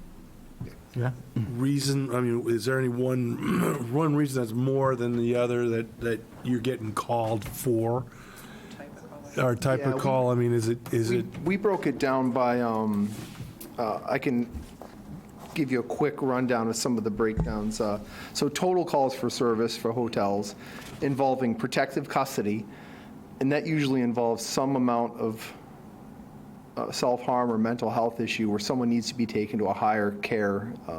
Usually we get together with EMS and a decision is made to take them to a hospital. So protective custody, in our system, it's called an arrest because usually it's against their will. And then we have disturbances to include domestic disturbances, check the welfare, suicidal subjects, trespassing complaints, non-domestic assaults, substance abuse-related calls, substance abuse-related medical calls. So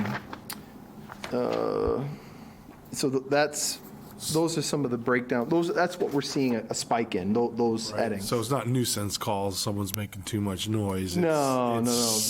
Yeah, this is way beyond kids running down the hall snapping each other with towels. These are calls that involve multiple officers for multiple hours. There are potential fatal incidents if they're not addressed, too.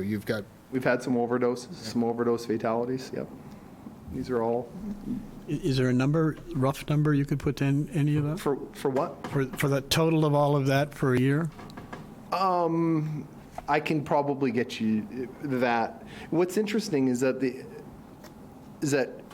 the numbers are interesting because in some areas locally we had actually quite a dip in calls for service and actual crimes, but our numbers actually stayed kind of flat through COVID, which is unprecedented. I talked to other chiefs around the area. Almost everyone saw a dip in crimes. We actually stayed flat or slightly went up a little bit.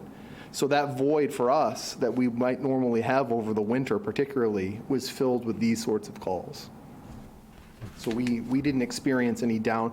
Traditionally, Freeport, I can go back 25 years. Traditionally, Freeport, we get a little bit of a lull between January and March, just the nature of the business around here. We've not experienced that in the last 3 or 4 years. We've continued to stay. So you've just named a number of categories. I know the computer system you got. So you could go back 5 years and give us a breakdown for the last 5 years, probably in all those areas, Nate, that would show where we're getting the increases. Yeah. I think that would be helpful. The other thing I want to be cautious of, though, we have other hotel, motel facilities in town that aren't a problem. Sure. So if we're going to adopt an ordinance or something, I don't want to penalize people that are doing a good job. And so let's keep that in mind as we go down this road. Yeah, good point. Yep. Yeah, the intent is not to make it harder or more expensive for someone to do business that's doing a good job at doing business. That's, yep. Right. Yeah, Jake? I'm just concerned with the short November season session that we have, right? So going forward, like, this seems like a hot topic to contend with, and I think we have other things that might be pressing, so maybe we could consider an extra session or something in November, because I know, like, the first meeting is not really a meeting, it's just this is what happened, and then there's no second meeting in November. Yeah, So. it's a good question for the new council.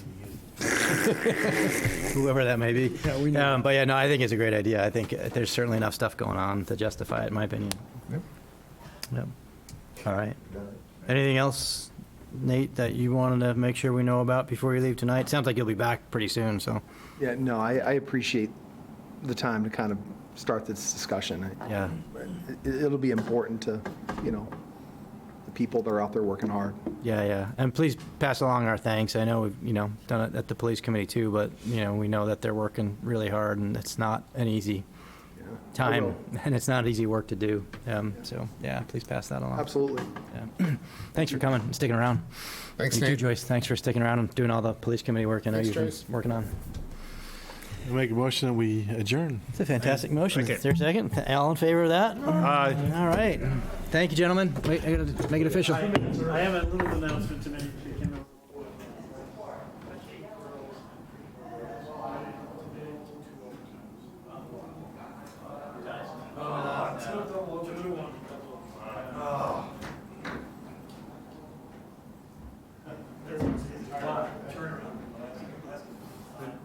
JV meetup.